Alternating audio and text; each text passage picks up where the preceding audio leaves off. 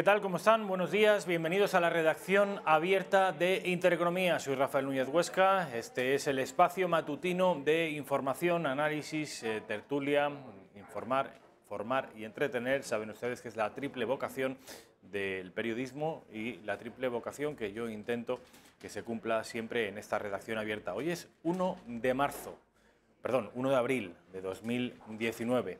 Hoy, justo hoy, se cumplen 80 años del final de la Guerra Civil Española. Vamos a hablar con un historiador que conoce muy bien aquellos trágicos días de nuestra historia. Se trata de Pedro Fernández Barbadillo. Escribió hace bien poquito, publicó un libro que es muy reciente de título Eternamente Franco, y que estuvo aquí, por cierto, para presentarlo, Pedro Fernández Barbadillo. Bueno, pues lo vamos a tener en esta redacción abierta dentro de muy poquito tiempo, dentro de muy poquitos minutos, para hablar de ese 1 de abril de 1939. Es, en la jerga franquista de aquellos días, el año de la victoria o el tercer año triunfal. Saben ustedes, y existe en la memoria colectiva de todos los españoles, aquel documento radiado también en el que un locutor hablaba de que el ejército rojo, rendido y desarmado, habían alcanzado las tropas nacionales sus últimos objetivos militares. La guerra ha terminado. Fueron, como digo, las palabras que concluyeron un conflicto fratricida entre españoles, un conflicto cainita, el cuarto en poco más de 100 años, después de las tres guerras carlistas del 19, el conflicto de 1936-1939 fue el cuarto y definitivo conflicto entre españoles que, como saben ustedes, se saldó con la victoria del llamado Ejército Nacional. Es, a pesar de que hace ya casi 80 años, casi no, hoy concretamente se cumplen 80 años del final de este conflicto, hoy es un asunto que está permanentemente, de manera casi omnipresente, en el debate político nacional. La guerra civil, la Segunda República, el franquismo, la represión en la retaguardia de ambos frentes, la represión, sobre todo cuando acabó la guerra a partir del 1 de abril del 39, son asuntos, como les digo, que están permanentemente de actualidad, son asuntos que los españoles parece que no queremos olvidarnos. Y es por eso que, para conocer qué ocurrió exactamente aquellos días aciagos, vamos a tener, como les digo, a Pedro Fernández Barbadillo. Sepan que no va a ser el único de los invitados, vamos a tener también a Ricardo Ruiz de la Serna, que es abogado, que es analista, que es periodista, que es profesor universitario y que va a hablarnos hoy sobre un asunto que este fin de semana se ha colocado en la palestra de los medios de comunicación y tiene que ver con lo que se ha denominado la España vaciada.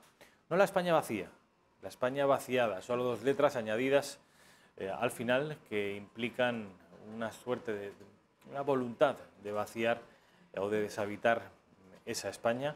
Bueno, pues vamos a estar con, como les digo, Ricardo Ruiz de la Serna. Él nos va a hablar sobre un problema sobre el que él ya viene tiempo anunciando y advirtiendo que podría suponer una grave crisis en nuestro país a medio-largo plazo. Tenemos unas zonas de nuestra España que algunos demógrafos han calificado incluso como la Laponia ibérica, en tanto que la percepción de muchos demógrafos es que iba a ser difícil que se recuperara sin el incentivo de la administración pública, sin el incentivo de iniciativas empresariales privadas.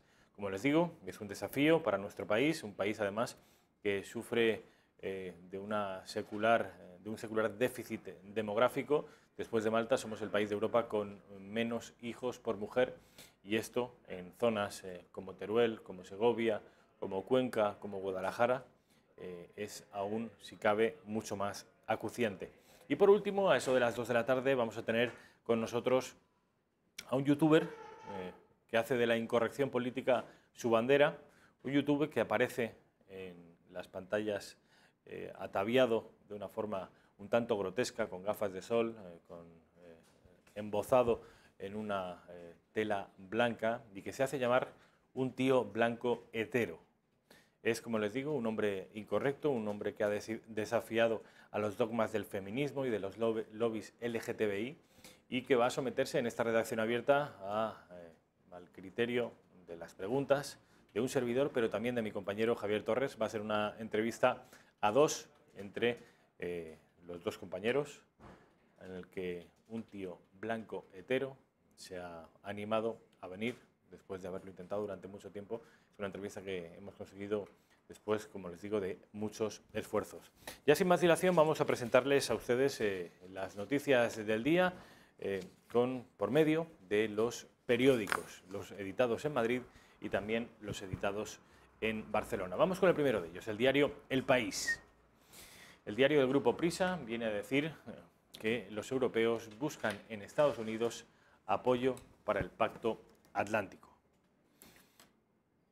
Dice además que Sánchez acusa al PP de querer recortar las pensiones y ofrece blindarlas. Esto con lo que respecta al diario del Grupo Prisa. Vamos con el diario El Mundo, el grupo editorial, unidad editorial del diario El Mundo. Dice que paralizado el subsidio estrella de Sánchez por sus lagunas. Y además, y esto es un asunto que, como les he anunciado, vamos a tratarlo en esta redacción abierta, la España rural se levanta y los partidos la meten en campaña.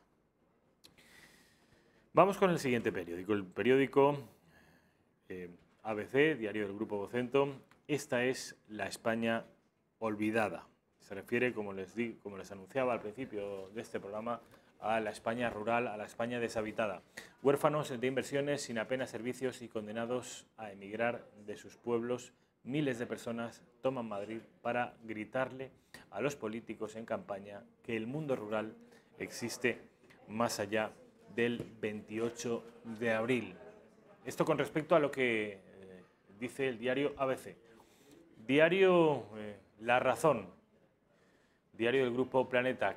Crece el bipartidismo. Solo PP y PSOE suman escaños. Ahora mismo vamos a ver esa encuesta que trae el diario La Razón, que vendría a desmentir las encuestas que se vienen publicando en los últimos días. Encuestas según las cuales el Partido Socialista, junto con Podemos y quizá el apoyo de algunos partidos separatistas, estarían en disposición de obtener una mayoría absoluta. Esto es, 176 diputados o más. Bueno, pues La Razón vendría, como les digo, a discutir esa tendencia y anuncia una posible mayoría del centro y la derecha. Aunque eso sí, advertiría que tanto Ciudadanos como Vox como Podemos, es decir, los tres partidos que podrían considerarse nuevos, estarían perdiendo escaños. Vamos con el diario, con los diarios editados en Barcelona, el diario La Vanguardia, y un titular que dice que Sánchez, el presidente del gobierno, equipara a la derecha con el independentismo. Saben ustedes que Pedro Sánchez ha estado de campaña este fin de semana en Barcelona junto con Miquel Iceta y han intentado entre los dos revertir el mensaje filoseparatista que Miquel Iceta, el secretario general de los socialistas catalanes, dejó caer en una entrevista en el diario separatista vasco Berria. Y por último, el periódico de Cataluña, el Grupo Z, dice que el PP se enreda con una rebaja de las pensiones. Esto tiene que ver con unas declaraciones del flamante fichaje de Pablo Casado, el señor Lacalle, que decía que la rebaja de las pensiones era algo no solo deseable, sino necesario para que el sistema no colapsara. Y aprovechando que tenemos aquí a mi amigo y periodista Xavier Cajo. Xavier, ¿cómo estás? ¿Qué tal? Buenos días. Muy buenos días. ¿Cómo estamos? Pues yo quería preguntarte, en primer lugar, por este titular del diario El Periódico. ¿Por qué dice el periódico que el PP se enreda con las pensiones? Bueno, mira, el periódico de Cataluña y todos los periódicos que hay repartidos por España, que ahora son alguno menos, pero todavía existen en Aragón, por ejemplo en Extremadura, tal, son unos periódicos que han estado muy adscritos a la disciplina socialista, ¿eh? Siempre ha sido así, sus directores, su configuración ha sido el apoyo en su día de Zapatero, ahora de Sánchez y mucho antes de Felipe González y de los líderes, sobre todo del socialismo catalán, ¿eh? Porque ellos están en Barcelona, la central de Primera Plana está en Barcelona. Por cierto, déjeme decir, ayer estuve yo muy pesado en Twitter a propósito de las portadas de los periódicos de mi tierra. Yo, como saben, soy de Barcelona, eso no se puede evitar, uno nace donde nace. Nadie es perfecto. Me hubiera gustado, como usted, ser de Valencia, pero bueno, yo nací en Barcelona. Y lo que hago es vigilar. Y entonces me sorprendió muchísimo que he visto que no hubo gran cataclismo climatológico, ni una ola, en fin, un tsunami que azotara las costas de Tarragona, unos vientos que arrasaran Gerona y la Costa Brava. Pues algo que sí sucedió en la ciudad de Barcelona, que es que hubo una bronca monumental en torno al acto que celebró Vox en la Plaza de España, donde hubo unos violentos de los CDRs que pues atizaron a un montón de gente, que quemaron neumáticos, que se enfrentaron con los Mossos d'Esquadra. En fin, esto no es normal. En fin, un fin de semana en Barcelona suele ser más tranquilo, ¿no? Esta gran noticia para el entorno barcelonés no aparecía en la portada de ninguno de estos dos medios. Ah, pero estará en la editorial. En la editorial dirán, esto no puede ser, tal. Tampoco. Ni en la de La Vanguardia ni en la del periódico. Bueno, entonces me voy a las ediciones digitales de estos dos periódicos ayer y me encuentro que sí trataron el tema menor, aquí no pasa nada, esto es el oasis catalán, aquí nos llevamos todos fenomenal, si acaso estos de Vox que han venido a perturbar la paz, pero fíjense, esto es muy poca gente, la que se han conseguido movilizar, apenas 5.000, bla, bla, bla, bla, bla, bla. Lo más llamativo es que en sus titulares la explicación de los incidentes, repito, graves, repito, violentos, de enfrentamiento entre Mossos y violentos, se podía leer: los antifascistas se enfrentan a los Mossos. Vamos a ver, yo me pregunto, ¿antifascistas son los que producen manifestaciones fascistas contra la ideología de otros, perfectamente legítima y constitucional, los que arrojan piedras, unas piedras así, por cierto? Esto causó heridos, de los cuales la prensa en Barcelona no se ha ocupado. Para ellos, estos fueron unos incidentes donde no ha habido heridos. Menos mal que algunos de esos heridos y agraviados han colgado vídeos en las redes sociales y nos hemos podido enterar pues, de ese señor del patinete que le atizan violentamente, o de, en fin, otro señor mayor que también va con una bandera y se la arranca, en fin. Todo esto lo hemos visto gracias a la colaboración de esos civiles, pero no de los periodistas en Barcelona. Eso es lo que quería yo poner en claro. Desde luego es bastante vergonzoso, efectivamente, que ese silencio mediático de silencio subvencionado, podríamos llamarle, porque claro, esto es por algo, ¿eh?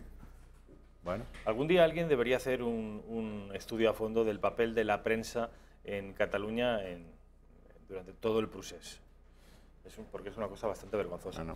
Con respecto al del titular del periódico de Cataluña, las pensiones, el Partido Popular, Xavier, ¿qué ocurre con las pensiones en España?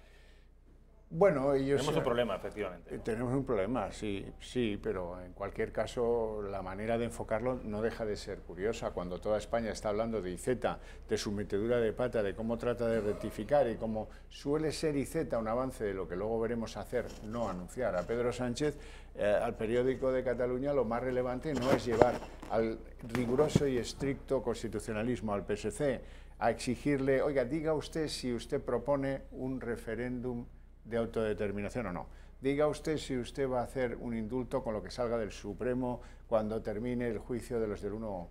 Esto no le interesa más las presiones del PP, ¿no? Lo que pasa, o la urdimbre, lo que pueda ser dentro del PP.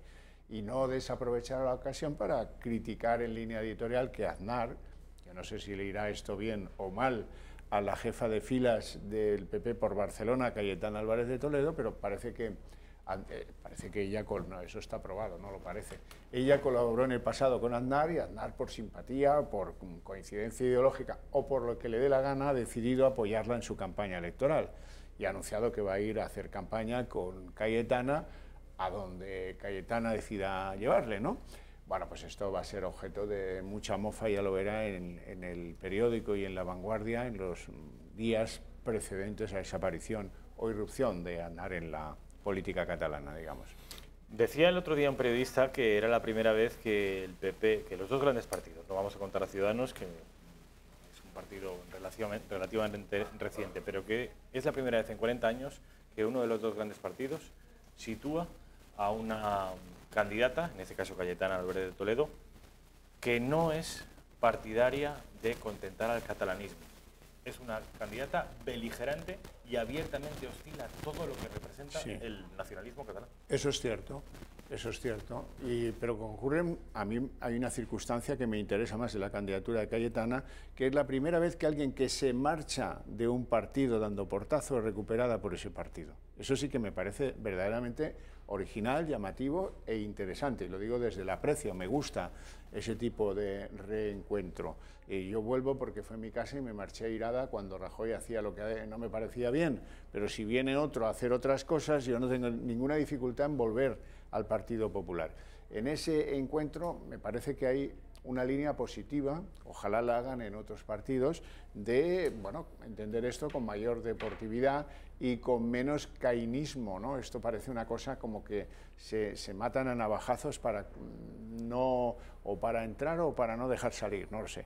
En cualquier caso, lo de Cayetana en Barcelona, donde yo creo que ella tiene sinceramente poca empatía, no sé si la tendría más fuera de allí, pero desde luego allí tiene poca empatía, porque se la ve como una paracaidista, como alguien que llega por razón de la decisión de Casado, pero que no tiene arraigo en la ciudad condal.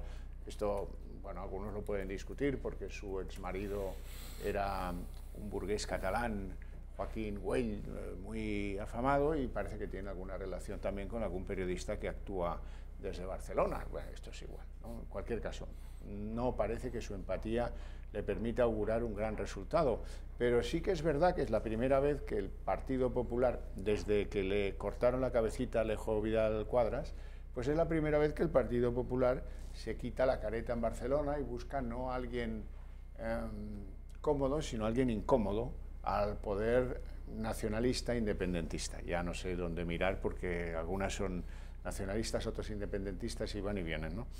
¿Qué resultado le va a dar esto al Partido Popular? Yo creo que la decisión de colocar a Cayetana va más en la línea de segar la fuga de votos a Ciudadanos. Es decir, esta señora Cayetana es un remedio ante lo que va a venir de captación de Inés Arrimadas o del partido de Inés Arrimadas, y en ese sentido ha sido elegida ella porque ha estado en Libres e Iguales, porque ha estado con Aznar en FAES, tiene un perfil, digamos, duro, bronco, con las pocas ideas que ha traído el independentismo desde su floración hace 3 años, pero sí que puede traer a ese votante del Partido Popular que estaba un poco harto de la blandura de Rajoy, para entendernos, y de candidatas como la que hoy ha contado el PP que se va a ir al Europarlamento, Dolors Montserrat. Esa va a ser la jefa de filas de la lista del Partido Popular en el Europarlamento, que viene a confirmar que para el nuevo partido de Casado, como para el anterior de Rajoy, como para el anterior de Aznar, el Europarlamento es una especie de archivo donde hay buen jamón y buen vino y donde mandas a aquellos a los que crees que les debes algo, sin pensar en que pues este Europarlamento es clave. Este Europarlamento, por primera vez en su historia, va a tener un arco de no menos del 25% de gente que quiere destruir Europa. Y esto es un elemento a tener en cuenta, Yo no llevaría al más torpe, si de mí dependiera, hacer las listas. Hay gente que está contra la construcción europea en Holanda, en Finlandia, en Alemania, en Francia, en España, en Italia, en Portugal. Ahora, esto empieza a ser un poco... No sé qué resultados tendrán, nadie lo sabe, de eso no hay quien haga encuestas, ¿verdad? Pero en cualquier caso va a haber un fragmento son 750. Pongan ustedes que haya 250 que están en contra de la construcción europea. Houston tenemos un problema, tenemos un y problema. esto añadiendo al problema que tenemos con el Brexit. Claro, a lo mejor se les ocurre, bendito sea Dios, que se les ocurra a alguien que con 500 diputados ya está más que representado cada país en el entorno europeo. Ahora que se van los ingleses, en lugar de lo que van a hacer, ¿sabes lo que van a hacer? Repartirse las plazas de los británicos proporcionalmente entre los que se quedan dentro. Hombre, que se os ve un poco el latón, majetes. Vamos a ver, si se van los británicos, reducimos eso y lo dejamos en lo que toque. 711, pues 711. Algo ganamos los pobres ciudadanos europeos, que estos cobran pues 25.000 pavos cada mes, más menos, no me tomen en serio. Más bien tiendo a ser bajista en la elaboración del cálculo, porque luego están esas cuñadas, esos primos, esos hijos, esos sobrinos que por mor de ser asesores pasan a cobrar 17.000 pavos. Bueno, estas cosas que da este Parlamento, que tiene 2 sedes, una en Bruselas, que es donde dice que trabajan, y otra en Estrasburgo. Recuerdo un vídeo buenísimo hecho por una televisión holandesa, creo, o alemana tal vez, hablaban en alemán, eso seguro, en el que filmaban a los eurodiputados como temprano iban a fichar con la maleta y se iban corriendo al aeropuerto para cobrar las dietas del día. Aquí en España podían haber hecho lo mismo en las oficinas de Iberia, donde iban a cambiar los billetes business por billetes turistas y a llevarse la diferencia. No estoy hablando de cosas que no conozca. Tremendo. Hombre, qué poco. Con ese tipo de cosas, qué poca altura de mira. A veces no me extraña que exista euroescepticismo. Recordará usted en ese vídeo cómo el periodista, animado por un eurodiputado que no estaba a favor de esta especie de trinca-trinca, iban al lugar donde están los bellísimos automóviles que los eurodiputados tienen guardados allí para usarlos según convenga. Y pillaban uno de aquellos pedazo de autos y se iban a dar una vuelta por el Bruselas-La Nuit, yo te voy a enseñar, te traigo, cojo, le pillo el coche, no lo alquilo, no, ¿para qué? No, que no sea mío, no. Uno de los que tenemos aquí a disposición, ¿no? Bonito esto, Es muy bonito, desde luego. Vamos a ver, si te parece, Xavier, vamos a ver de nuevo la portada del diario La Razón, del diario del Grupo Planeta, que dice lo siguiente. Trae una encuesta, dice que crece el bipartidismo, solo PP y PSOE suman escaños, y es una encuesta que vendría a discutir la tendencia que los diferentes medios de comunicación vienen apuntando desde hace ya varias semanas, y es que Pedro Sánchez estaría en condiciones de reeditar su gobierno. Bueno, pues La Razón dice que lo contrario. Dice que, y vamos a ver ahora sí la encuesta, dice que las derechas, las llamadas 3 derechas, estarían en disposición de ganar las elecciones. El Partido Socialista ganaría, y ganaría ampliamente, 109-113 por 93-96 del Partido Popular. Quizá esta gráfica no es del todo proporcional, parece, a juzgar por el espacio que ocupa el rojo, que casi tendría el doble de escaños que el Partido Popular. No se fijen en la masa de los colores, fíjense en el porcentaje y sobre todo en los escaños. El Partido Popular, en el mejor de los casos, estaría a 17-18 diputados del PSOE. Ciudadanos en tercer lugar con 56-59, el doble de los que tenía. Podemos se desploma a la mitad o incluso a menos de la mitad, tenía 71 y baja a 28 en el mejor de los casos, un descalabro que yo no sé si existen precedentes en la política española, excluyendo el caso de la UCD. Y por último Vox, que lleva algunas semanas ya anclado en ese 10%, 23-25 diputados. Sumando el centro, Ciudadanos, el centro derecha, PP, y la derecha, Vox, se obtendrían alrededor de 180 diputados, los suficientes como para cambiar el color del gobierno. Bueno, en primer lugar, no me interesan las encuestas hasta que llega el momento en el que faltan solo 15 días hasta las elecciones, hasta el momento de introducir el voto en la urna. Por cierto, tampoco entiendo por qué en la última semana no se pueden ver encuestas, que es cuando realmente utilizan datos más próximos a la fecha y más reales. Estos datos de estas encuestas son sesgados. Esto es lo que le conviene al director de La Razón o al grupo editorial de La Razón, que ustedes lean hoy, que es lunes y hay pocos temas, por cierto. Pero si se van a ver El Español, pues será lo que le convenga a Pedro J. Por cierto, las encuestas del Español, para que sepan lo que le conviene a Pedro J. La tenemos también, ahora la veremos. Es interesante, ¿verdad? Por lo que le interesa a Pedro J. es contarnos que solo Sánchez sí pacta con Ciudadanos pueden proporcionar un gobierno estable a este maltrecho país, ¿no? Bueno, ¿será que le horripilan otras alternativas? Vamos a ver esa encuesta a la que se refiere Xavier Cajo, que es la del Español, que saben ustedes que tiene una cierta tendencia a pasarle la mano por el lomo a Albert Rivera.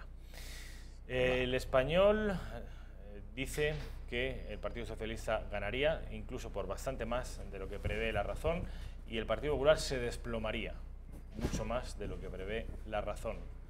Ciudadanos estaría relativamente cerca del Partido Popular.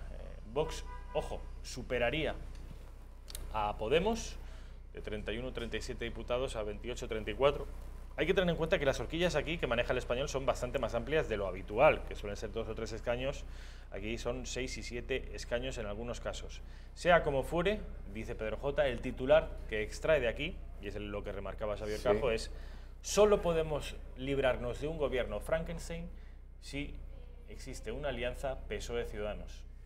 Pues a mí me pone eso, me hiela la sangre, me la hiela porque no creo que esta circunstancia vaya a darse. O sea, no creo que Pedro Sánchez saque el 29% del voto, no lo creo. 16%, 16,1% para Ciudadanos tampoco es un gran resultado, pero sí creo que la suma de ambos no va a dar mayoría absoluta, lo creo a pies juntillas, y que vamos a tener otra pelea de otro tipo.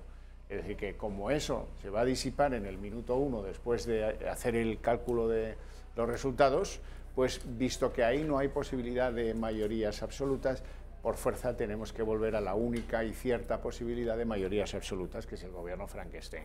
El gobierno de Pedro Sánchez, con Podemos, con los indepes catalanes y quién sabe si con alguna ayuda del País Vasco. Bueno, esa sí que es una hipótesis. El resto son ocurrencias de Pedro J. o de Paquito Marhuenda, me da igual, pero que no se las terminen de creer. Lo que sí hay cierta es una cosa que van contrastando en todas las encuestas. Todas dan por delante al Partido Socialista. Esto es bastante preocupante dado los resultados de la práctica de este gobierno Frankenstein de Pedro Sánchez, que nos va a dejar una pella de 29.000 millones que ya veremos qué cara pone el que venga después y la tenga que pagar. Y hay algunas circunstancias, unos territorios comunes, que es la limitación de voto en torno a Ciudadanos. Eso es evidente y está en todas las encuestas que esto no va de campeonar, como dicen en Argentina. El segundo elemento, hombre, pues hay otra insistente cuestión, que es que parece que Vox ha atrapado a Podemos. En algunos sitios lo dan por encima, en otras encuestas levemente por debajo y en otras prácticamente en empate con Podemos. Bueno, esto vamos a ver ahora qué pasa en el mes que nos queda. Es que nos queda más de... Ahora 28 días. 28 días, muy bien, gracias. 28 días que son los días activos. 28 días en los que Vox va a salir del letargo, porque no creo que vayan a seguir, pues eso, en la nebulosa de no producir. ¿Es que Vox está en el letargo? Hombre, claro. ¿Cuántas entrevistas ha visto usted de Santiago Abascal en los últimos 15 días? De aquí a las elecciones solo va a haber una, que es a Bertín Osborne. Esto no lo sé, pero en cualquier caso... ¿Y eso es negativo para sus intereses? No es, digamos, el consejo que yo, de ser su alquimista, le hubiera dado a un líder de un movimiento, porque Vox no es un partido, Vox es un movimiento, y los movimientos... movimiento como suena, ¿eh? No, es un movimiento, eso no tiene nada de peyorativo. Podemos también es un movimiento, la construcción de un partido... ¿Me está extendiendo usted? Ya. Sí. Bueno, suena mal para algunos, yo no creo que suene ni bien ni mal, es una constatación. Convergencia nunca fue un partido, fue un movimiento. Podemos nunca fue un partido, fue un movimiento. ¿Qué fue antes? ¿El movimiento o el partido? El partido se construyó después por unas necesidades estéticas, ¿no? Pero ¿cómo funciona? Con un líder. Pues entonces es un movimiento, así de claro. Les guste más, menos o regular. En cualquier caso, yo, y volviendo al asunto de Vox, creo que ha sido un error, pero bueno, cada uno es libre de tomar sus decisiones. Los movimientos solo crecen cabalgando la ola. A la que dejas de cabalgar la ola desciende de intensidad. Bueno, vamos a ver, porque al Partido Socialista, que saben ustedes que tiene el objetivo de reeditar este gobierno, que ahora mismo controla, no le interesa en absoluto que se hable del el separatismo catalán. Saben ustedes que es el punto débil de Pedro Sánchez, ha practicado concesiones y lo único que ha recibido son escupitajos y bofetadas por parte del separatismo catalán. Llevamos 40 años intentando practicar la conciliación y no da ningún resultado. Es por eso que en las 110 medidas que proponía Pedro Sánchez, ninguna tiene que ver con el principal problema del país, que es un movimiento separatista en Cataluña.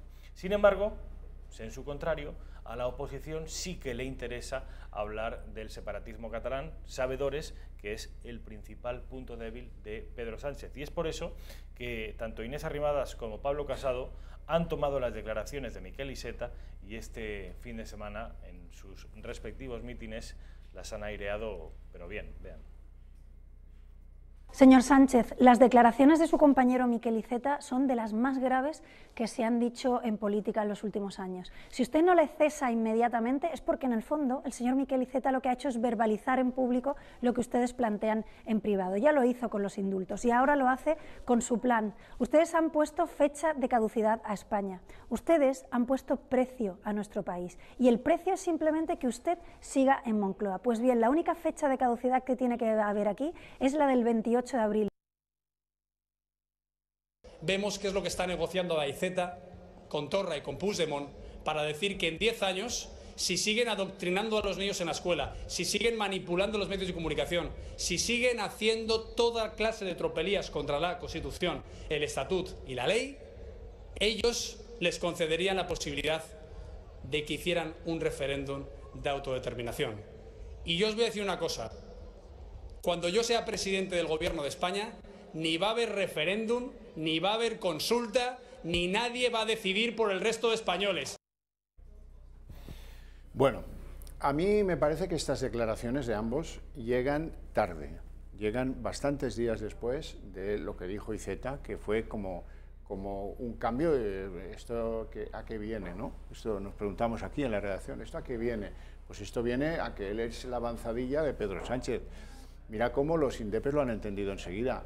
Hoy decía Pere Aragonés en una radio, Cataluña Radio, decía, claro, es que aquí de lo que hemos hablado siempre con Sánchez es de el referéndum de autodeterminación. ¿Cómo?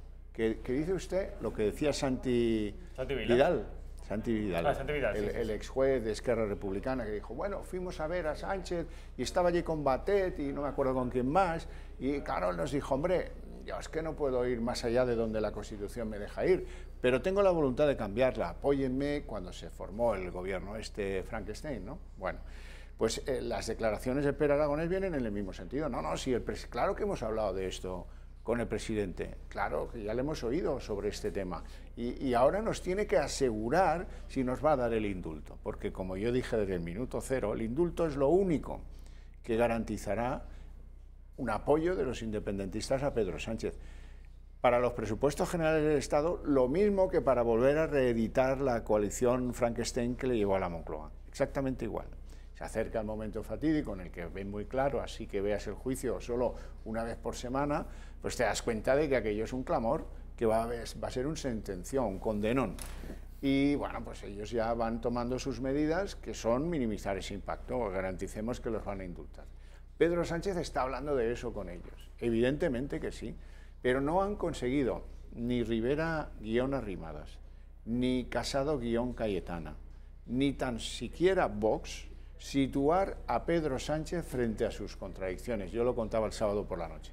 Lo que los españoles queremos ver es verdaderamente una cacería en torno a Pedro Sánchez para que nos diga si le gira la espalda y se compromete a ello antes de recibir el voto de los españoles, a no reformar en ningún sentido la Constitución para permitir un referéndum de autodeterminación. 2, si se compromete a no alterar la sentencia que salga del Supremo contra los golpistas. Esos son los dos temas centrales.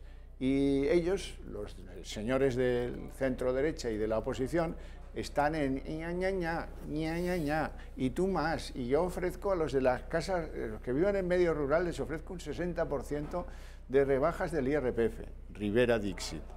Ahora, defiendo la igualdad de los españoles. Bueno, chico, a ver, que no lo entiendo. El rollo este de qué buen ministro de Exteriores sería Rivera, ¿no? vaya, puñalito de Casado. Puñalito de Rivera 2 días después. Qué buen ministro de universidades. Sí. En referencia a la cosa miserable del máster. Eso es lo que estamos mascando en estos minutos previos a la campaña electoral, que queda muy poco ya. Entonces, ¿qué buscamos los electores? Hablo de mí, pero a mí me lo dice mucha gente que piensa exactamente igual que yo en este término. Lo que queremos son ideas claras. No podemos volver a caer en un gobierno que nos endeude, que nos arruine para hoy y para el futuro. No podemos caer en un gobierno que titubee y que tenga icetas y dentro y batets y historias que han hecho por debajo de la mesa cosas que nos dejarían helados. Este es el momento de que eso lo pongan al clareo, y eso es un trabajo que tiene que hacer Casado, Rivera y Abascal. Xavier Cajo, gracias, como siempre, ha sido un placer. Quiero que vayamos a publicidad y a la vuelta vamos a hablar, ahora sí, de la fecha en la que hoy estamos, 1 de abril de 2019, 80 años del final de la Guerra Civil Española. A la vuelta de publicidad con Pedro Fernández Barbadillo.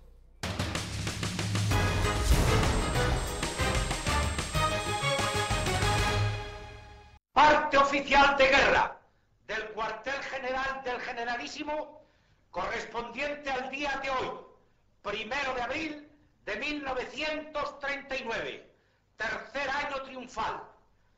En el día de hoy, cautivo y desarmado el Ejército Rojo, han alcanzado las tropas nacionales sus últimos objetivos militares. La guerra ha terminado. Burgos, 1 de abril de 1939, año de la victoria. El Generalísimo Franco. Esto no me negarán que no es una provocación, ponerlo en directo en una televisión de ámbito nacional. Yo no sé si ahora mismo la Ley de Memoria Histórica prevé este tipo de aberraciones, pero estoy seguro que nos pueden cerrar la cadena por hacer algo así. Y es que hoy es 1 de abril de 2019, hoy, justo hoy, hace 80 años, concluía una guerra fratricida que todos los españoles tenemos vía familiar. Conocemos algún protagonista, todos tenemos muertos en uno u otro bando, o en el caso mío, por ejemplo, en los dos bandos, ya sea el azul, ya sea el rojo, ya sea el nacional, ya sea el republicano. Y para hablar de esto y de algunas cosas más, porque Pedro Fernández Barbadillo no solo escribe libros y escribe artículos, sino que también se ha metido en política, lo veremos ahora en cuanto empecemos la entrevista. Tenemos con nosotros a, tal y como les decía, Pedro Fernández Barbadillo. Pedro, ¿qué tal? ¿Cómo estás? Hola, buenos días. Muy buenos días. Aquí tenemos el libro, Eternamente Franco. Es un libro que ya conocen, que estuvimos hace algunos meses, 3 o 4 meses, presentando, que ya va, por cierto, por su segunda edición, la biblioteca Homo Legends, que está sacando unos libros extraordinarios, y este es uno de los mejores. ¿Por qué? Porque hace un análisis que no pretende ser objetivo, pero sí que pretende ser honesto, ¿no? Sí, al menos imparcial, ofrecer datos que hoy día se tapan o incluso se desconocen y que la gente saque sus propias conclusiones. Por ejemplo, pues hablar de los presos que había en las cárceles españolas, pues cuando Franco toma el poder absoluto sobre toda España, y cómo esos presos, que eran, llegaron a ser más de 250.000 en los primeros años de su régimen, año 41, más o menos 40, 41, pues en el último año completo vivo de Franco, el año 74, pues eran 14.000. O sea, se pasa de 250.000 o 170.000 presos a menos de 15.000.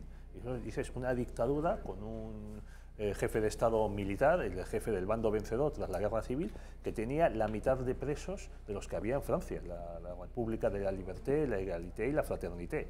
No me digas que no deja de ser curioso. Desde luego. Y también que el asunto de la salvación de judíos por parte de la España franquista, tanto en la Segunda Guerra Mundial como después en países como Marruecos y Egipto.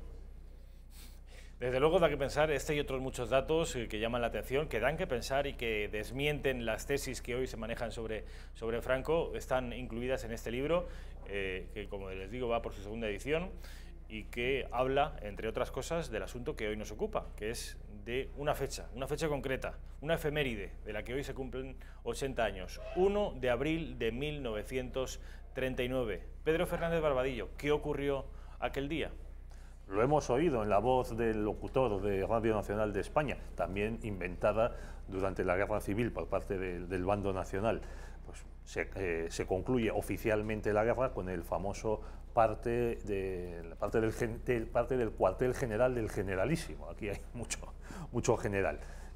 En el día anterior, el 31 de marzo, ya las tropas nacionales habían cubierto totalmente el territorio que había quedado en manos del Frente Popular y habían llegado a los últimos puntos, pues que eran la base naval de Cartagena, Almería y Alicante. Que también hay que decir que previamente, antes de que llegasen las tropas franquistas, ya la quinta columna las había tomado. Esto de la quinta columna, me gustaría que nos hablara sobre qué era y cuál es el origen y por qué, pasada la guerra, a día de hoy sigue siendo el quinta columnismo un término sí, muy usado, que se usa ya en el lenguaje popular y de la calle para referirse a asuntos que nada tienen que ver con un escenario bélico. Bueno, quinta columna es una expresión que la Pasionaria pone en boca del general Mola pues, hacia septiembre del año 36. Según la Pasionaria, Mola había dicho a una pregunta de los periodistas, decía, bueno, ¿cuál de las 4 columnas que están avanzando sobre Madrid va a entrar la primera en Madrid? Dice, la quinta, que eran los militares y los falangistas comprometidos en el 18 de julio en la sublevación y que, según esta frase, pues que estaban preparados para tomar el poder antes de que entrasen las columnas propiamente militares.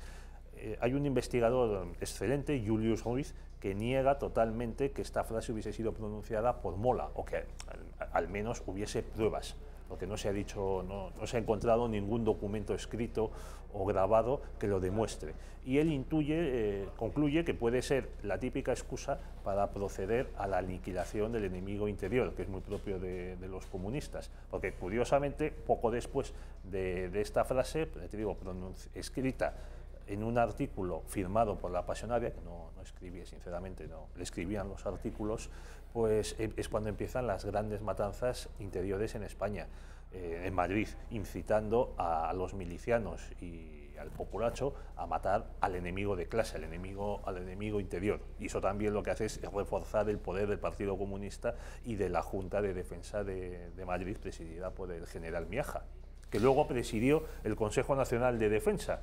Si quieres, hablamos también de este asunto. Estamos viendo ahora mismo cómo le impone, creo que es el general Gómez Jordana, le estaba imponiendo a Francisco Franco la laudeada. Exactamente, el 19 de mayo, un mes y 19 días después del último parte de guerra, la laureada de San Fernando que luego lució Franco durante toda su vida. Ese es el desfile llamado de la Victoria, casi 2 meses después del 1 de abril.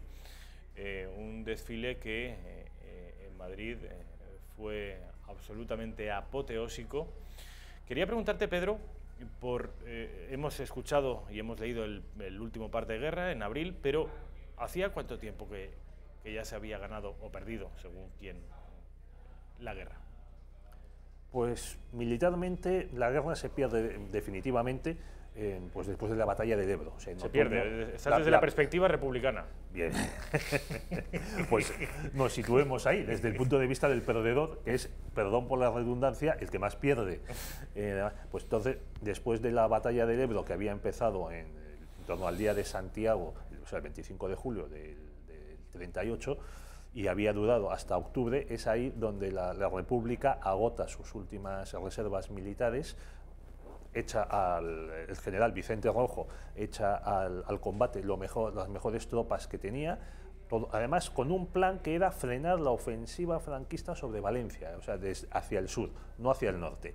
Y quedan agotadas. Franco, muy inteligentemente, dispone las tropas de tal manera que se va a una batalla de desgastes, la batalla más sangrienta de la guerra civil, y ahí el ejército republicano, el ejército popular, queda agotado y ya en los meses siguientes, en diciembre del 38, después de unos aplazamientos por el mal tiempo, comienza la ofensiva de Cataluña.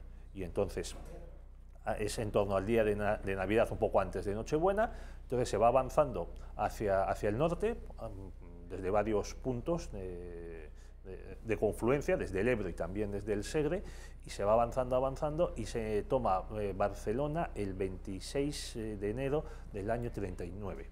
Entonces ya es la hecatombe, todo el mundo, hay una carrera hacia la frontera, quienes huyen los primeros pues son los gobernantes, el general Vicente Rojo, Juan Negrín, los presidentes José Antonio Aguirre y Lluís Companys, Manuel Azaña y demás. Y a partir del desplome de la resistencia en Cataluña, ya es cuando empieza a producirse el reconocimiento diplomático por parte de la mayoría de las potencias que había hasta entonces. Antes incluso de acabar la guerra.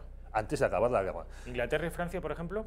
Sí, es lo que pasa. O sea, antes del año 39, al gobierno de Burgos, porque ya Franco se había instalado en Burgos, había pasado de Cáceres a Salamanca y de Salamanca a Burgos, ya su gobierno ya estaba reconocido diplomáticamente pues, por Portugal, por el Vaticano, por Alemania, por Italia, por Polonia, por Hungría. Es muy curioso esto. Nicaragua, El Salvador y Guatemala. Y a partir de febrero del 39, ya cuando empiezan a caerle otros reconocimientos, pues Perú, Venezuela, Argentina y los muy importantes de Francia y Gran Bretaña. Francia, lógicamente, porque era país fronterizo, y Gran Bretaña pues por su flota y por Gibraltar. Además, entonces ya estos países reconocen que la victoria del bando nacional es inevitable y tratan pues, de congraciarse con el nuevo régimen, hasta el punto, perdóname, de que Francia, que tenía un gobierno de izquierdas, otro gobierno del Frente Popular, mucho más civilizado que el español, todo como Blum, es. ¿no? ¿Cómo? ¿León Blum? León Blum fue primer ministro del Frente Popular, pero en este momento él no lo era. Y demás. Entonces, el gobierno francés manda como embajador suyo a Burgos al mariscal Pétain, que aparte de ser de derechas y católico, pues tenía muy buena relación con Franco desde la época de la Guerra de Marruecos. Decías que en enero de 1939, 3 meses antes de acabar la guerra, cae Barcelona, o es liberada Barcelona. Entiendo que las tropas franquistas entrarían a sangre y fuego y contarían con la hostilidad de todos los barceloneses. Bueno, esa es otra de las leyendas que se está tratando de imponer, pese a las imágenes que tenemos de los noticiarios de la época y también pese a la infinidad de testimonios. Desde el nacionalismo catalán y también desde cierta izquierda se pretende que la Guerra Civil Española fue una guerra de Castilla contra Cataluña. Igual que en el País Vasco, una guerra de los maquetos contra los laboriosos y pacíficos vascos. Y no fue así. La verdad, lo que pasó es que la apoteosis popular con la que se recibió a las tropas nacionales fue impresionante. O sea, curiosamente no hubo catalanes, o sea, el famoso Tercio de Montserrat, que fue un batallón de carlistas formado exclusivamente por catalanes, no estaba desplegado en el frente en Cataluña en ese momento. Había sí catalanes diversos en estas unidades, pero esta unidad, que había sufrido mucho en la batalla del Ebro, había sido retirada del frente y trasladada al frente de Andalucía-Extremadura. Pero vamos. Hay imágenes de esa bienvenida de la que habla Pedro Fernández Barbadillo, donde se hace una misa de campaña en la plaza. Sí, unos días más tarde. Y es verdaderamente apoteósico. Decenas de miles de personas que llegan, es además en la Plaza de Cataluña donde se celebra esa misa de campaña. Sí, con el general Yagüe. Con Yagüe, efectivamente, todos arrodillados y dando gracias a Dios por lo que se llamó en ese día y también por parte de los barceloneses la liberación de Barcelona. No la caída de Barcelona, como hoy se suele decir, sino la liberación. Bueno, si me permite, es que se mataba a la gente por ir a misa. Entonces, lógicamente, era dar gracias a Dios por haberse librado de ese espanto. Uno de los que en su diario contaba su alegría por la liberación de Cataluña, de la horda marxista, de los torturadores, de la CNT, de la chusma, de la Esquerra y demás, pues fue el padre de los Maragall, de Pascual y de Ernest, que ahora está en Esquerra Republicana. ¿Ya ves? Cosas. Por supuesto, pues Josep Pla, Francesc Cambó estaban encantados de lo que había pasado. Ellos se habían implicado precisamente en que saliese, en que triunfase el bando nacional. Incluso había una delegación de catalanes vinculados a la Lliga, o sea, que obedecían a Cambó, o que habían sido militantes de la Lliga, en Burgos. Ahí a ver qué podían hacer para también, digamos, como había dicho Cambó, proteger a Cataluña del castigo merecido, así lo decía Cambó, que se les venía encima.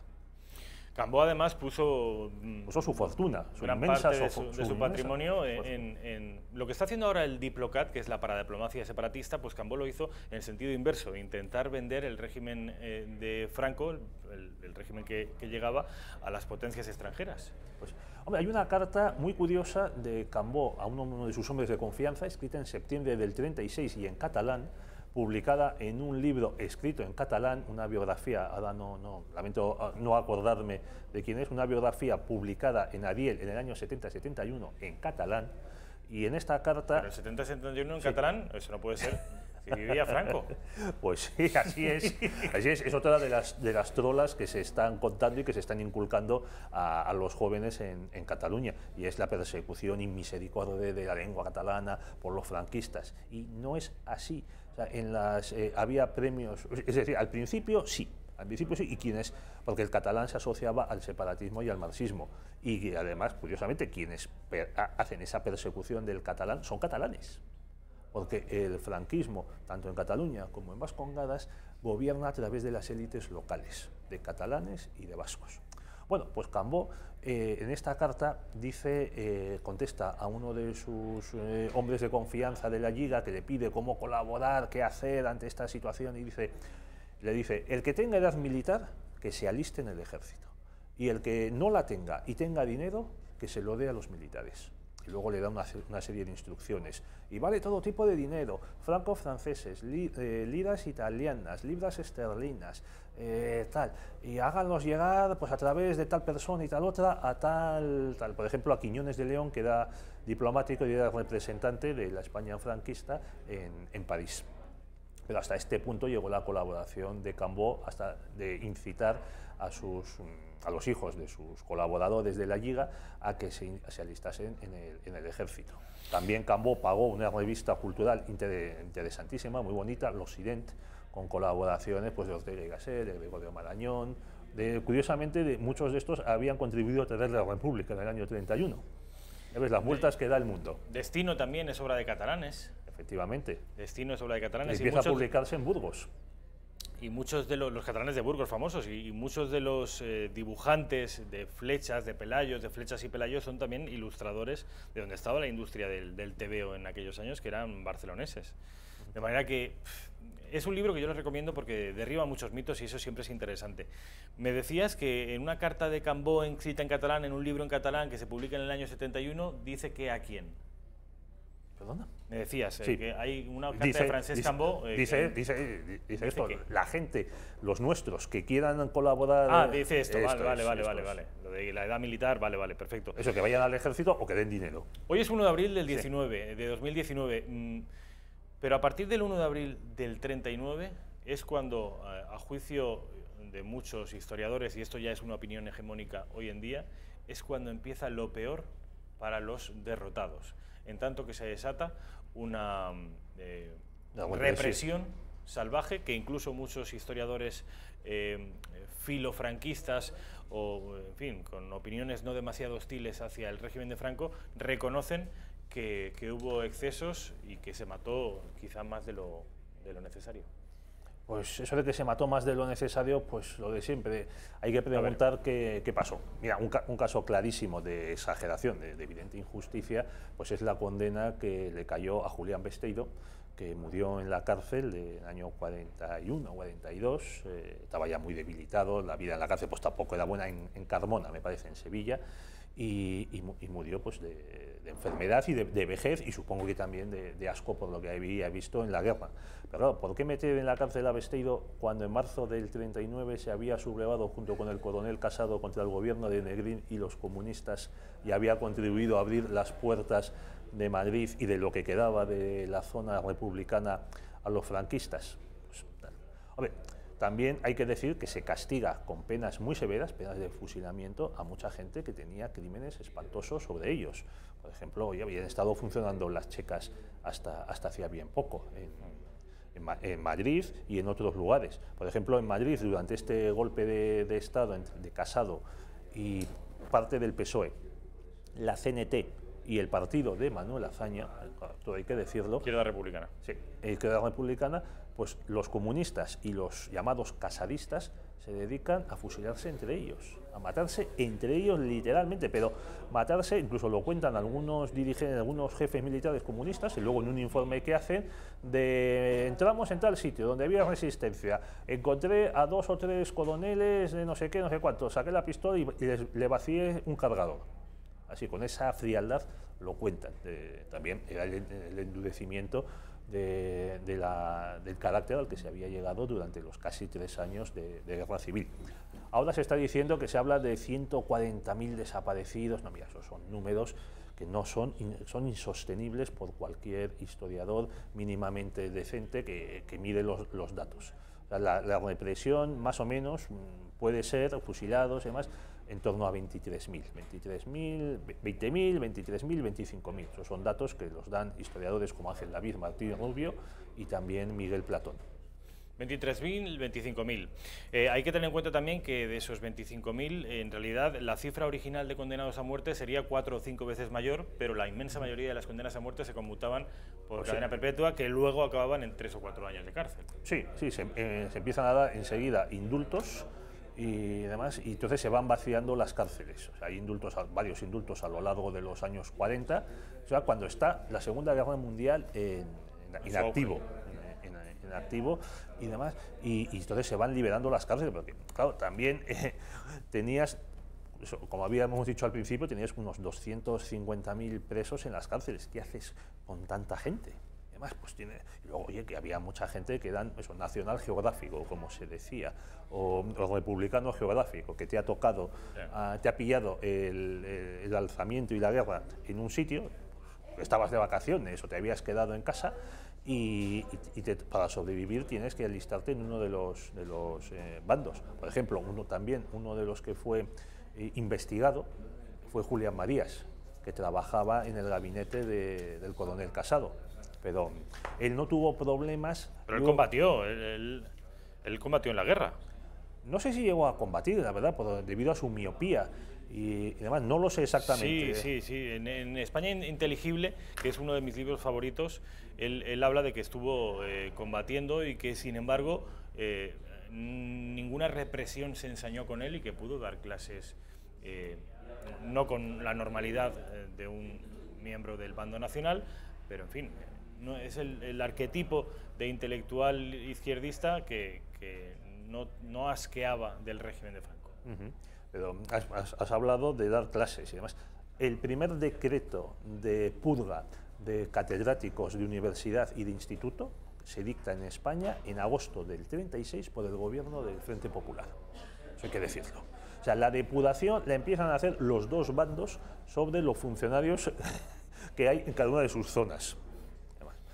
Pedro, vamos a volver al año 2019, vamos a volver al presente porque ahora los españoles no se matan en los campos de batalla, a Dios gracias, pero sí tenemos un conflicto político abierto desde las trincheras meramente intelectuales, por fortuna, entre dos bloques. Espero que esta vez sí sean reconciliables, un bloque de la izquierda, la extrema izquierda y el separatismo, y otro bloque que va desde el centro a la derecha, desde Ciudadanos a Vox, pasando por el Partido Popular. A este segundo bloque está integrado, de facto, Pedro Fernández Barbadillo, en tanto que es el candidato, el número 1 por la provincia de Valladolid a ser senador. Pedro, esto muchos espectadores no lo saben y se informan ahora. Cuéntanos, ¿cómo es esto de que un hombre de letras, un escritor, un intelectual se aliste en un partido político? Porque a Vox la gente no se afilia, a Vox la gente se alista. Bueno, yo primero tengo que mostrar mi solidaridad con los compañeros de Vox que fueron el otro día apedreados y atacados en Barcelona. Tú dices que por fortuna los españoles no se matan. Hombre, algunos faltas no les ganan de abrir cabezas ajenas, ¿verdad? O sea, es cierto que no hay paredones, pero sí hay voluntarios para conducir el camión. Por desgracia es así, y también a esta gente creo que lo más disuasorio es precisamente detenerlos y llevarlos ante la justicia y que sean juzgados y condenados. ¿Y que por qué me he alistado en Vox?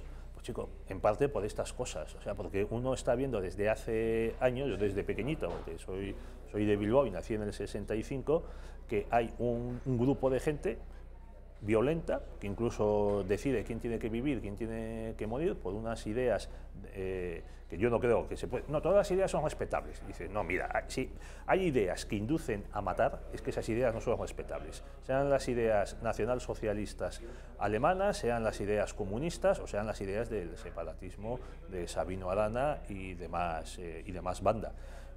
Entonces, oye, yo me opongo a estos grupos, a estas ideas que vemos que desde el 11M esto está creciendo, está rugiendo cada vez más, son cada vez más impunes y están planeando la destrucción de España, y eso supone también la destrucción del futuro, no solo de la nación española, de nuestra historia, sino el futuro de nuestros hijos y de nuestra patria. Además, también para defender la libertad. Ya mencionabas al principio del programa, porque con la ley de memoria histórica quizá no se pudiese recordar el parte de Franco, que es un hecho histórico. Guste a quien guste, pero es un hecho histórico. A muchos no nos gusta, por ejemplo, la guerra de independencia, la invasión francesa, pero es un hecho y hay que estudiarlo, hay que tratar con él y hay que saber interpretarlo. Bueno, pues para mantener la libertad de pensamiento, de investigación, la libertad de hablar, de discutir, de debatir, de convencer o de ser convencido, pues también por eso he dado este paso adelante, porque el proyecto que tenía el PSOE, no Podemos, el PSOE, de reformar la ley de memoria histórica, es que libros como este o programas como el tuyo pudiesen ser suprimidos, los libros destrozados, y tú y yo encarcelados y multados, por decir, incluso aunque estuviésemos equivocados, pero por decir respetuosamente, pues esto fue así o esto fue así. Por ejemplo, uno de los capítulos del libro es las fiestas que hubo en Barcelona a partir del fin de la Guerra Civil. 1 de abril del 39 y ya el 3 de mayo, creo que fue el 3 de mayo del 39, en Barcelona empiezan los bailes, los banquetes, las fiestas, los homenajes, los test de primavera, hasta el punto de que en julio del 39 el Ministerio de Gobernación, dirigido por Serrano Suñer, tiene que dictar una providencia diciendo que, hombre, que ya está bien de fiestas y demás, y que hay que ponerse a trabajar, a levantar España y demás. Que, hombre, que no, eso no quería decir que las fiestas patronales y religiosas no estuviesen prohibidas, pero que para todo lo demás que había que pedir permiso al gobierno civil y que a ser posible a trabajar. Oye, es que esto no se puede contar. O sea, que en Barcelona... No digo todos los barceloneses, vamos a decir, la mitad de los barceloneses estaban tan alegres de haber sobrevivido a la guerra y a los 2 años y medio de represión de la Generalitat, de Esquerra y de la CNT, que celebraban fiestas, homenajes, banquetes y demás desmintiendo esta trola de que los catalanes estaban todos oprimidos por el franquismo. ¿Esto sería delito contarlo? Yo creo que no. Pues entre otras cosas, por eso Pedro Fernández Barbadillo se presenta como número 1 en la provincia de Valladolid al Senado, partido Vox, ya lo saben. Son muchos los miembros de esta mesa, los analistas, los invitados, que acaban en el partido de Santiago Abascal, como 5, 6 o 7, y Iván Vélez es otro de ellos. Iván Vélez, le deseo muchísima suerte. Lo tiene muy difícil en Cuenca porque son 3 diputados, en Valladolid son 5, es más fácil, o sea, en Valladolid con un 15% del voto ya entras, o sea, Ciudadanos y Podemos tienen todavía diputados con un 15%, pero es cierto que en Cuenca es más difícil, hace falta superar el 25-26%. Pero Iván tiene la ventaja de que es de ahí, conoce la provincia, es un intelectual muy bien, habla estupendamente, y yo espero que al menos los... Yo espero que lo saque. Y tú también espero que lo saques y que cuando seas senador no te me vengas arriba y no me digas, no, ya a tu programa ya no voy, ya voy directamente a, no sé, a la sexta noche. Bueno, le prometí a Javier Torres el otro día que la primera entrevista, si salgo senador, será para él. ¿Te parece la segunda? Bueno, venga, bueno, faltaría más. Pedro, mucha suerte, mil gracias. Muchas gracias a ti, adiós. Ha sido un placer.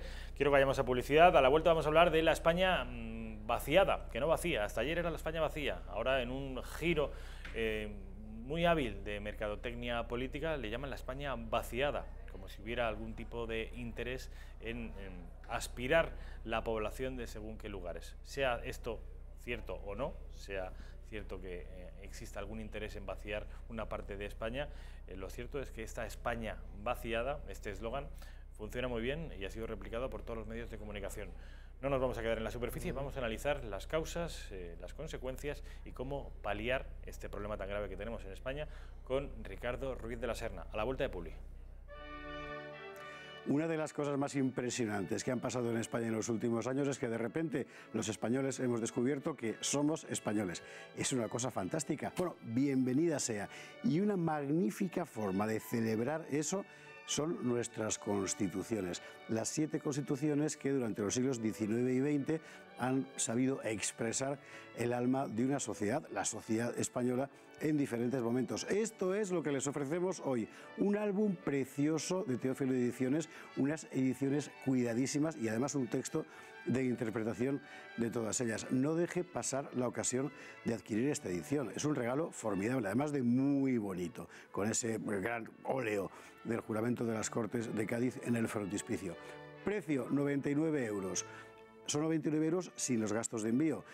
¿Cuáles son los gastos de envío? Para la península, 5 euros. Para Baleares, 10 euros. Y para Canarias, Ceuta y Melilla, 15 euros. Usted lo pide y en 48 horas máximo lo recibe. El pago hay que realizarlo contra reembolso, a la antigua, en efectivo, a la entrega del paquete, que es el mejor modo de asegurar que usted recibe esta auténtica pieza de orfebrería editorial. ¿Dónde pedirlo? En el teléfono 91-616-2464 o en el correo electrónico club@intereconomia.eu. Pone usted su nombre y apellidos, la dirección completa, incluido el código postal, muy importante, y un teléfono de contacto, preferiblemente móvil, ya sabe, y asunto arreglado. No deje pasar esta oportunidad porque España, las constituciones y usted se lo merecen.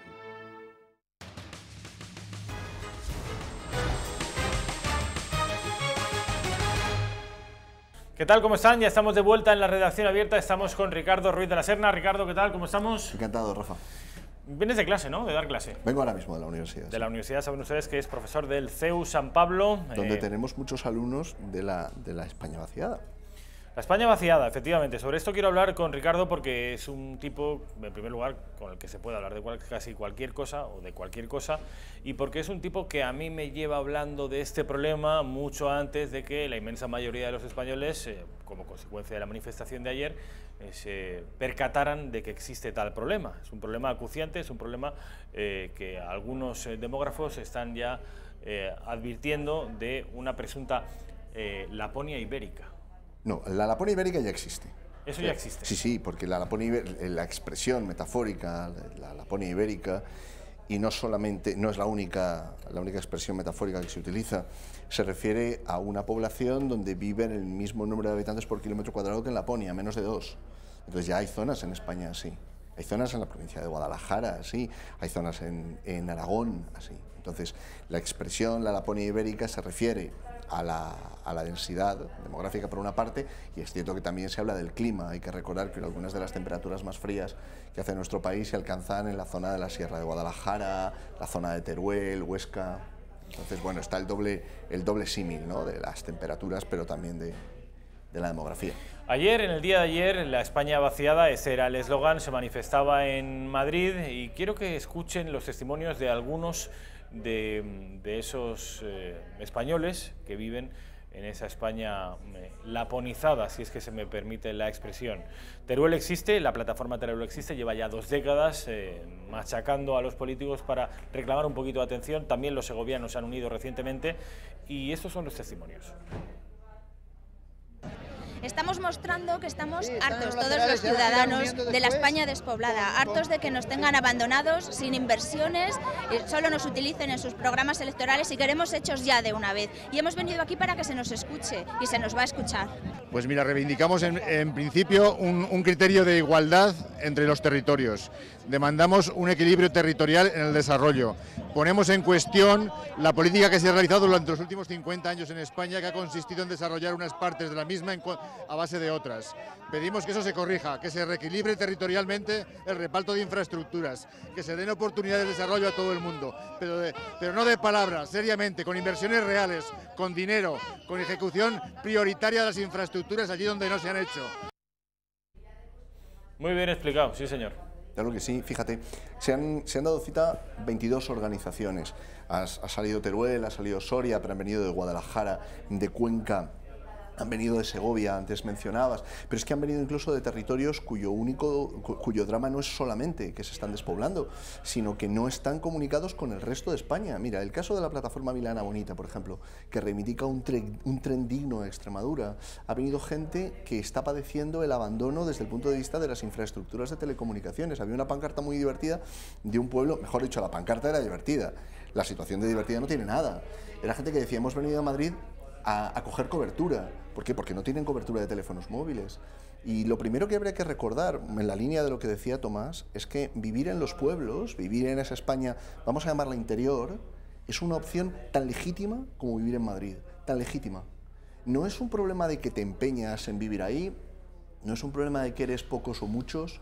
En todo caso, no habría que decir que son pocos, habría que decir que son menos que en otros sitios. Es un problema de igualdad y es un problema de unidad nacional. En estos días en los que se habla tantísimo de la unidad de España, bien, esta es una dimensión de la unidad de España que hay que acometer, la vertebración del territorio. Y está muy bien traído ese plazo o ese espectro temporal de los 50 años, porque no es un problema que se ha venido gestando en los últimos 4, ni en los últimos 8, ni en los últimos 15. Es un problema que viene del propio nacimiento del Estado de las Autonomías, e incluso de antes, de una cuestión mucho más antigua, que era la situación del campo español, que no se terminó de resolver, pero que quedó de alguna manera transformada por el éxodo del campo a la ciudad en sucesivas oleadas.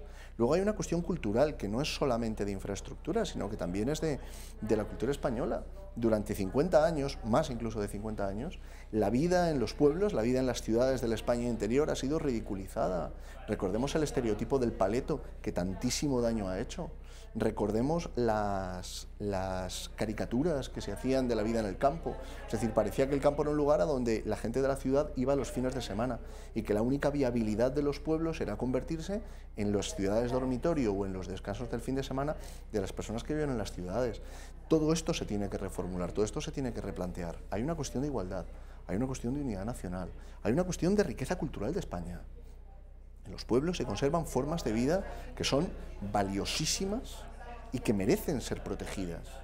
Cuando se habla además de la cuestión de la España vaciada, está bien traído el participio pasivo porque no es algo que dieron los astros. Es algo que se produce por un abandono, por políticas mal diseñadas, por faltas de inversiones, por faltas de infraestructuras, por falta de liderazgo político muchas veces. Entonces, finalmente ha habido un acontecimiento histórico que ha sido la manifestación del domingo, que ha dado cita a gente que viene de territorios muy diferentes pero que comparten una problemática común. Es que en algunas de las provincias, fuera de la capital de la provincia, apenas quedan alternativas. Recuerdo una viñeta de no recuerdo quién era el viñetista, desgraciadamente, ¿no? Pero era una viñeta donde salía un padre, salía el fondo de un pueblo español, de la meseta, y salía un padre que le decía a su hijo, hijo, estudia y vete. Y no debe ser ese el futuro. Es decir, se puede revertir ese proceso. Hay zonas que ciertamente han quedado despobladas casi por completo, con pueblos donde viven menos de 15, 20 habitantes. Pero hay muchos pueblos donde el proceso se puede revertir.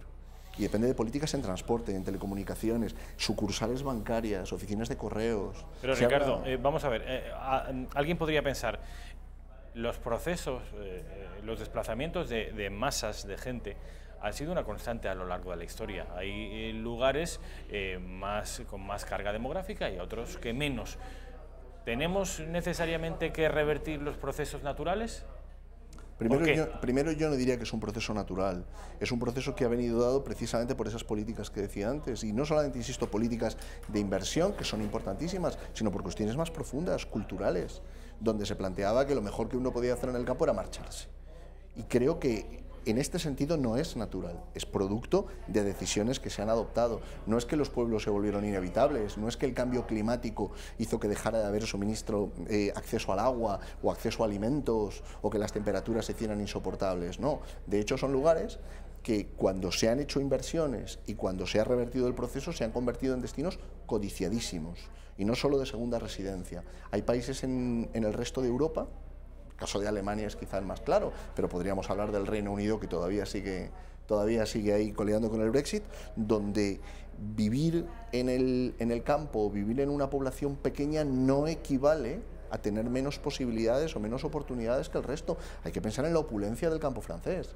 En los pueblos en Francia se vive con una calidad de vida que no viene dada solo por los factores de la naturaleza, sino porque se han hecho políticas que desarrollaban y que mantenían esas poblaciones. Fíjate, por ejemplo, en el caso, antes iba a hablar del tren, pero podríamos hablar del acceso por autobús. Mira, te voy a poner un ejemplo para no ir a los casos extremos de pueblos con 5, con 7, con 10 habitantes. Mira, a 80 kilómetros de Madrid hay una línea que une el centro de Madrid, la estación de Príncipe Pío, con Cebreros, ya en Ávila, uno de los primeros pueblos en el límite entre la Comunidad de Madrid... ¿De dónde era Suárez? De Ávila. Era de ese pueblo. Ahora mismo no lo recuerdo, Rafa. Yo no recuerdo, él era abulense, pero yo no recuerdo si él era de Ávila capital, no me acuerdo. Pero déjame que te cuente esto, Rafa, porque creo que da... Fíjate que estoy hablando de una distancia de 80 a 100 kilómetros de Madrid, aproximadamente. Cebreros, Adolfo Suárez de Cebreros, Perfecto. efectivamente. Bien. Los que tienen que tomar esa línea en la Comunidad de Madrid, los domingos no tienen parada de autobús en el hospital. Fíjate que te estoy hablando de la Comunidad de Madrid, la comunidad más rica de España. Y no me estoy yendo a zonas de difícil acceso. Te estoy hablando de la M501, carretera de los Pantanos. Bien, los habitantes de Chapinería, Navas del Rey, Pelayo, San Martín de Valdeiglesias, todos esos, el fin de semana no tienen autobús que les lleve al hospital, a ningún hospital. Si te pones enfermo te tiene que llevar un vecino o confiar en la ambulancia del centro de salud. E insisto, estamos hablando de los casos de comunidades ricas. Fíjate ahora en provincias que históricamente han padecido el éxodo del campo a la ciudad. Primero, la falta de infraestructuras y de inversión en recursos básicos, en educación, en centros de salud, en telecomunicaciones. Que han padecido además la estigmatización, la caricatura y la burla de la vida en el campo. Como si vivir en poblaciones, iba a decir, en poblaciones pequeñas o en pueblos o en aldeas, fuera menos que vivir en una ciudad. Y esto ha ido en paralelo, en el colmo del absurdo, esto ha ido paralelo a la aparición en las grandes ciudades del chabolismo vertical, la infravivienda, casas, pisos que no pueden costearse ni con hipotecas a 40 años. Es decir, hay algo en el reparto de la población en el territorio que está fallando y que está fallando porque han fallado las políticas. Entonces, lo que me parece interesante, no únicamente de la manifestación de este domingo, sino del debate que se está abriendo, que nos preocupa a muchos desde hace mucho tiempo. Julio Llamazares ha escrito sobre esto, famoso escritor, Sergio del Molino, pero ha escrito mucha gente. Hay la cátedra sobre despoblación, Serranía Celtibérica. Hay muchas personas preocupadas por esto. Finalmente ha terminado cristalizando en un movimiento ciudadano. Allí donde está, decía Hölderlin, que allí donde está el peligro está también la salvación. Hay un peligro, que es que esto se convierta en un tema de moda por las elecciones. Hay aproximadamente 100 escaños en juego. Y que una vez pasen las elecciones, una vez más, de las provincias, de los pueblos, los políticos o algunos políticos se vuelvan a olvidar. Fíjate, te pongo, por continuar con el ejemplo que te ponía antes. Los que viven en este tramo que te decía, de la carretera de los Pantanos hasta Ávila, corren el riesgo de que cuando no hay autobús suficiente, si no se pone un refuerzo, ese día no pueden llegar a Madrid a trabajar. Porque sus centros de trabajo están en Madrid y a veces en la periferia de Madrid, muy alejado de los pueblos donde viven. ¿Qué sucede? Dependen de una política adecuada de transportes, dependen de que los contratos, las licitaciones sean realistas y el servicio se preste con los refuerzos necesarios. Fíjate, de nuevo, hablo de una comunidad rica, llévalo a provincias más empobrecidas. Extremadura. Que vienen, el caso de Extremadura es clamoroso. Lo del tren, yo no sé si alguno de nuestros espectadores habrá tenido que tomarlo, pero lo del tren es una cosa increíble, escandalosa. La plataforma Milana Bonita, que agrupa a vecinos, asociaciones, viene reivindicándolo. Hay que reconocer además que con un sentido de transversalidad y de vocación de apertura, yo creo que encomiable, pero lleva reivindicándolo mucho tiempo. Y de esto hace 5 años no se hablaba. Ricardo, Entonces, hay una diferencia. Quiero ponerte en 2 testimonios. Hablabas del riesgo que corren los habitantes de esta España vaciada a que el asunto se politice y que sirva de bandera a los políticos durante esta campaña electoral y que después se olvide. Bueno, pues vamos a escuchar, quiero que escuchen al ministro de Agricultura, el señor Planas. Fíjense hasta qué punto este hombre y la agricultura estarán desaparecidas de la agenda político-mediática en nuestro país, que yo, que soy periodista y que me dedico a esto, he tenido que preguntar antes que quién era el señor Planas. Es la primera vez que le he visto en televisión, lleva 9 meses en el cargo. Escuchen al señor Planas y luego a Pablo Casado hablar sobre este asunto de la despoblación. Compartimos y apoyamos esta manifestación porque la despoblación rural es, sin duda, uno de los grandes retos que tiene ante sí España. El Gobierno de España, del cual me honro en formar parte, ha estado trabajando seriamente en los últimos tiempos, desde su toma de posesión el mes de junio, para hacer frente al reto demográfico y también a la extensión de la digitalización en el medio rural. Yo hoy quiero reivindicar mis orígenes, pero también quiero que mis hijos vean de dónde vienen. Que mis hijos vean que su abuelo vivía en una casa de adobe. Que mis hijos vean que su bisabuelo iba en burro. Que mis hijos vean que gracias a esas generaciones que nos han precedido, somos el gran país que somos. Que en estos 40 años de historia, mucha gente ha tenido que salir de sus aldeas, arrimar el hombro, trabajar, crear un país maravilloso. ¿Te veo indignado, Ricardo? Esto existió, sí, existió. Y también existieron otras muchísimas cosas de los pueblos de las que no se habla. Sí, es cierto. Hace siglos y hace décadas había personas que iban en burro e iban en carro. Sí, nada contra los burros ni contra los carros. Pero este tipo de declaraciones consolidan un estereotipo que no se corresponde con la realidad.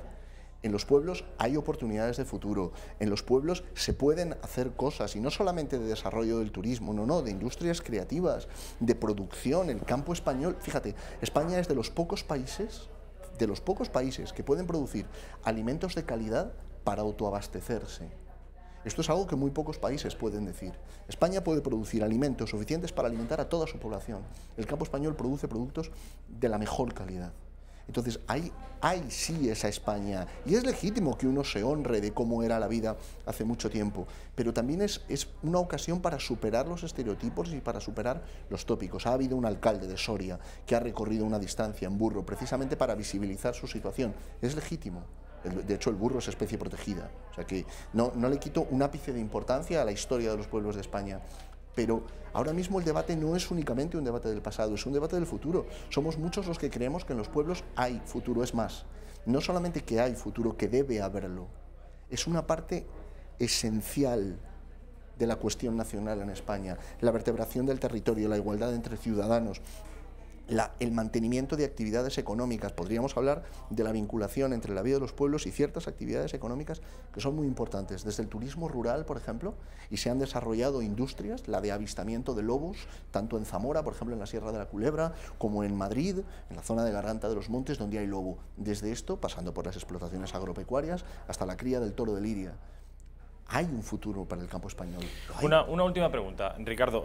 Yo tengo para mí, y soy un lego en este asunto, pero me interesa mucho, tengo para mí que quizá la revolución que ha supuesto esto, cuando digo esto no es este ordenador, me refiero a lo que hay dentro, el contenido. Conexión. Internet, exactamente. Todos tenemos una conexión a Internet aquí, en el bolsillo, en cada uno de los ordenadores, y esto ha supuesto una revolución en muchos órdenes, pero también en el orden laboral. Tengo para mí que esa revolución tecnológica, que ya está empezando a tener consecuencias, como por ejemplo el teletrabajo, sí, o la teleasistencia, puede suponer un impulso para los pueblos. En primer lugar, se tiene que invertir, y se tiene que invertir no únicamente en una cobertura básica, sino en una cobertura de alta velocidad, con los recursos necesarios para mantenerla. Es decir, que no tengas que ir moviéndote por el pueblo para coger la cobertura de la antena, sí. Pero junto con esto hay otras medidas que no son solamente de conexión, todavía dependemos de lo analógico. Te pongo un ejemplo, en Andalucía se han ensayado los centros hospitalarios de alta resolución. Son centros hospitalarios que están pensados precisamente para prestar servicio a las personas que viven en núcleos de población pequeños. Entonces, la persona va al hospital y en 24 horas se le hace todo lo que necesita antes de ser operada. Sí, se tiene que desplazar al hospital, pero es un centro hospitalario de alta resolución. En 24 horas se va a su casa con el preoperatorio hecho. La siguiente vez que vuelva va a ser para operarse. Esta idea de que hay un problema con el transporte, pero también hay un problema con el diseño de los servicios públicos. es lo que a veces lastra. Tendemos a pensar que todo es conexión a Internet. No, la conexión a Internet es central, sin duda. También lo es el transporte. También lo son servicios básicos que contribuyen a vertebrar el territorio. Fíjate, por ejemplo, hay pueblos donde el suministro de pan no se presta todos los días. No hay panadería en el pueblo, tiene que llegar un señor con una furgoneta a vender el pan. Hay pueblos donde ya no son rentables ni los bares. Esto es lo que hay que revertir. Esto es lo que hay que cambiar. Hay que convertir las industrias locales en industrias sostenibles. Y tenemos ejemplos de mucho éxito, desde el intento exitoso, insisto, de convertir un pueblo en la Villa del Libro, Urueña, por ejemplo, desde esos casos, pasando por las industrias integradas en el medio ambiente de avistamiento de lobos o de avistamiento de otras especies naturales, hasta el turismo cultural. Hay opciones donde las telecomunicaciones desempeñan un papel crucial, pero donde también lo desempeñan los centros educativos. La enseñanza online es una de las opciones, pero hay una parte de relacionarse, sobre todo en los estadios iniciales del proceso formativo, en la primaria, en la secundaria, donde relacionarse con otros es central. Las alternativas de ocio, el transporte entre los pueblos. Tú puedes creer que la Sierra Suroeste, por continuar con el ejemplo que te ponía antes, la Sierra Suroeste no tiene una línea que una entre sí a los pueblos de la Sierra Suroeste. Si quieres tomar un autobús para ir desde San Martín de Valdeiglesias o desde Pelayos a Sevilla la Nueva, tienes que dar todo un recorrido porque no hay una línea que una a los pueblos de la comarca de la Sierra Suroeste. E insisto, que te pongo un ejemplo de una comunidad rica. Figúrate lo que es cuando vives en una provincia más empobrecida.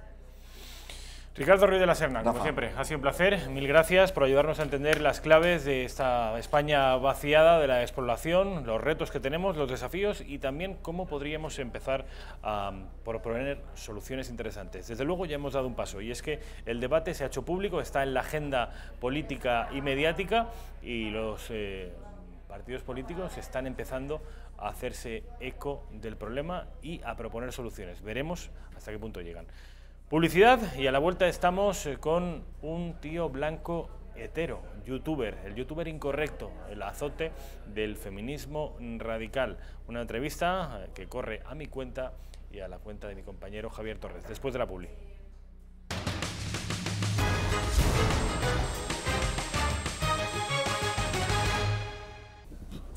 Bueno, Javi Torres, ¿qué tal? ¿Cómo estamos? Buen hombre. ¿Qué tal, Rafael? Oye, tu programa, La Redacción Abierta de la Tarde, no empieza a las 6. Sí, señor. ¿Entonces? Bueno, me has invitado y yo, como siempre, con mucho gusto vengo a tu espacio. Le he invitado a Javi Torres porque le hacía ilusión, como a mí, conocer en persona a un tío blanco hetero. Ya saben ustedes, el youtuber de moda, el youtuber incorrecto, el youtuber que se atreve a desafiar todas lo establecido como corrección política. Hay según qué asuntos que en nuestro país están blindados. Es mejor no abordarlos, no tocarlos, porque usted puede salir muy mal parado, según qué asuntos. Y el youtuber al que hoy nos vamos a referir y que ustedes van a conocer, un tío blanco hetero, es capaz de meterse en todos esos charcos y de chapotear incluso encima. ¿Qué tal, Alberto? ¿Cómo estamos? ¿Qué tal? Encantado, gracias por invitarme. Acércate un poquito. Sí. Te presento a mi compañero Javi Torres. ¿Qué tal? ¿Qué tal? Mucho gusto. Bueno, Alberto, creo que te he presentado bien, ¿no? El youtuber incorrecto. Eres capaz de meter el dedo en la llaga en todos los asuntos que uno no debe tocar porque corre el riesgo de que le aticen bien. Sí, en la presentación me he sentido halagado. ¿Es para ti un halago? Sí, es un halago, pero yo tampoco me entiendo como políticamente incorrecto. Yo sí que sabía que estaba tratando temas que normalmente no se trataban, pero en ningún momento los hacía con ínfulas de intentar provocar o de intentar ser políticamente incorrecto. Simplemente veía una serie de cosas de las que otras personas no hablaban, no entendía muy bien por qué, creo que hay razones suficientes como para hablarlas y para que no sea algo polémico, que no sea un tema del que se deban crear grandes pasiones y ahí empezó todo. Antes de abordar los asuntos que a ti te suelen ocupar en tu espacio de YouTube, preguntarte...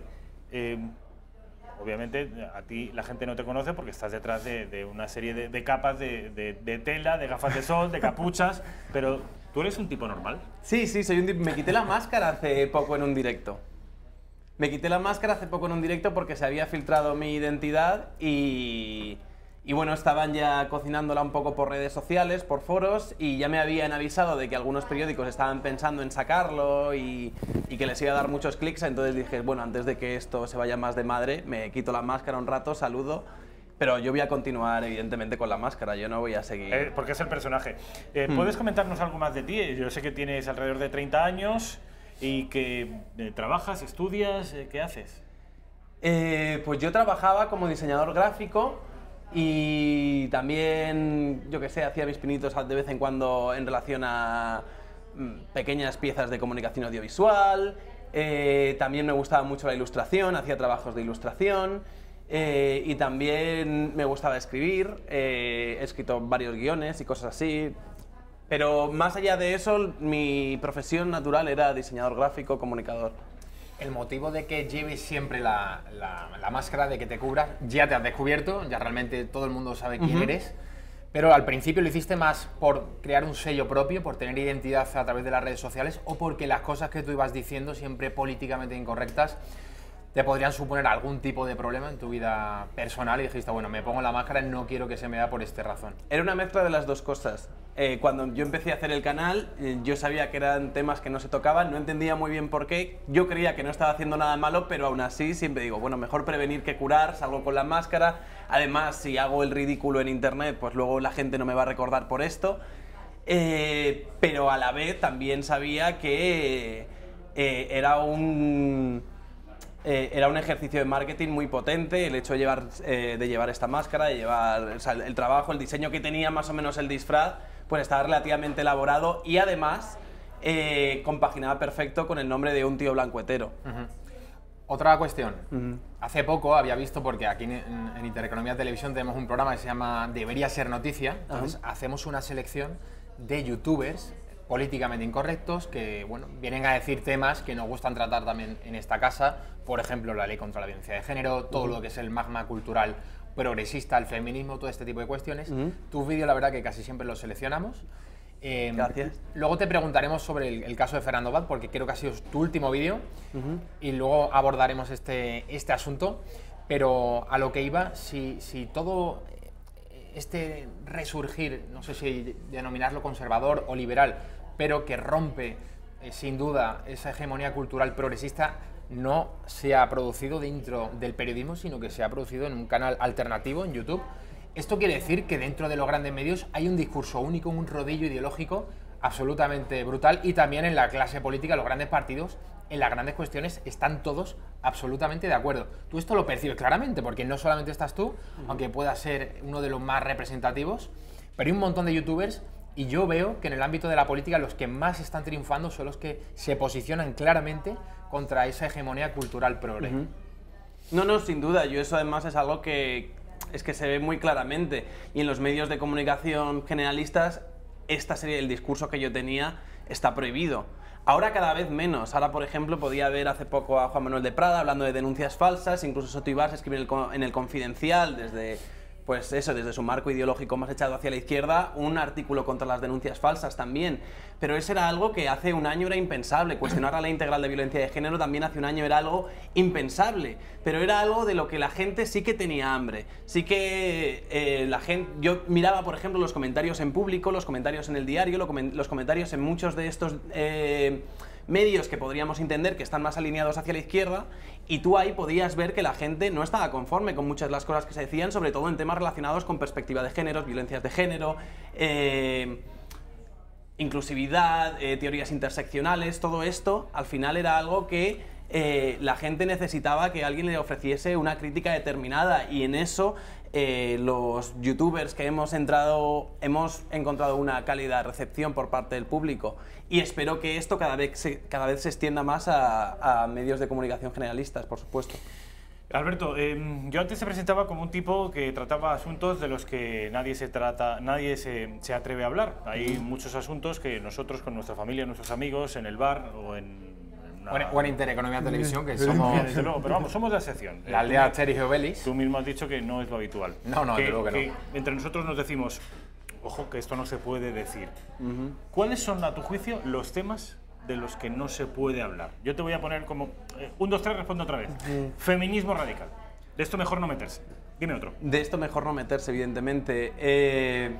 Por ejemplo, inmigración, racismo. Inmigración, racismo... ¿Qué asunto está también blindado por la corrección política? ¿La homosexualidad? El mejor que no... Estos asuntos mejor no meterte con... Sí, bueno, la homosexualidad no tanto, pero yo diría cualquier... Se me ocurre uno, Rafael, el holocausto. Bueno, claro. Este es un asunto Yo no sé si ahí habría buenas razones, pero más allá de eso yo te diría que evidentemente no en la homosexualidad, sino tanto a los temas que están de alguna forma blindados por el lobby LGTB, que básicamente lo que dicen se convierte en dogma cuando muchas de las cosas que dicen pueden ser cuestionables. Dice Javi Torres, mi compañero, el holocausto... que es ¿Lo digo? Sí, lo dice por lo que lo dice. Claro. Bueno. Bueno, recientemente hemos sufrido en esta casa, yo lo digo en primer lugar porque soy amigo personal de Fernando Paz. Y yo. Además que en el plano intelectual le admiro muchísimo como historiador.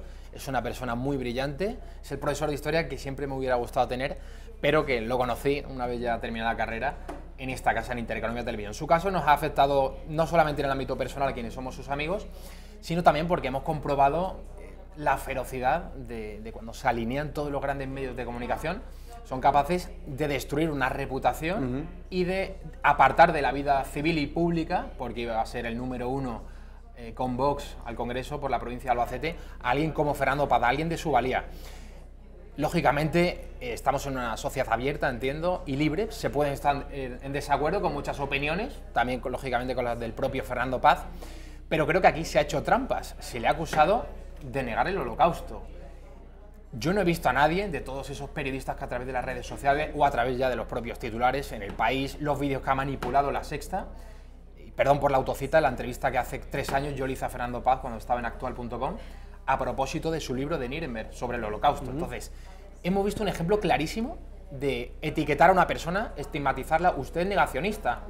He dicho antes, no se puede hablar del holocausto. Bueno, se debería hablar de cualquier asunto. La historia, por definición, siempre está en permanente estado de revisión, ¿no? Si salen documentos nuevos sobre cualquier asunto histórico, pues siempre se puede aportar algo nuevo.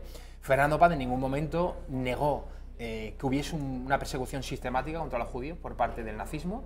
De hecho, él lo afirma en su libro. Lo afirma una persecución sistemática de unas personas por el hecho de ser judíos. Tan sencillo como acudir a Nuremberg, la esfera de los libros, página 364, ahí habla de que el primer año, por ejemplo, de la invasión soviética, de la invasión nazi a la Unión Soviética, muere 1 millón de judíos por parte de los nazis.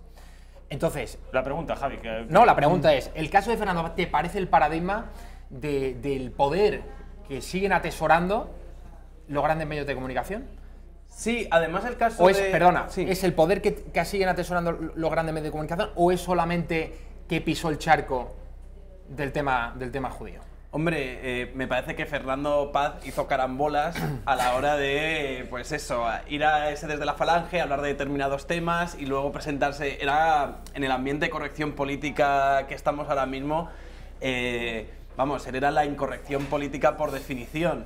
Pero sí me parece paradigmático el ataque que han tenido los medios de comunicación hacia él, vertiendo cosas que eran eminentemente falsas, como hemos hablado del caso de los negacionistas. Pero a mí me pareció también un caso mucho más interesante porque yo también lo viví en mis carnes, en el sentido de que la primera vez que empecé a ver los titulares me parecía que tenían cierta razón, ¿no? A mí yo recuerdo que yo estaba viendo eso y yo, pues sí, homófobo, pues negacionista también. No lo veía claro del todo, pero sí que habían logrado... Fíjate que yo trato muchísimos estos temas, pues incluso había permeado hasta mí y fue eso lo que me hizo más adelante cuando ya empecé a investigar minuciosamente por las cosas que había dicho el personaje de Fernando Paz, que adicional de joder, me la han dado con queso.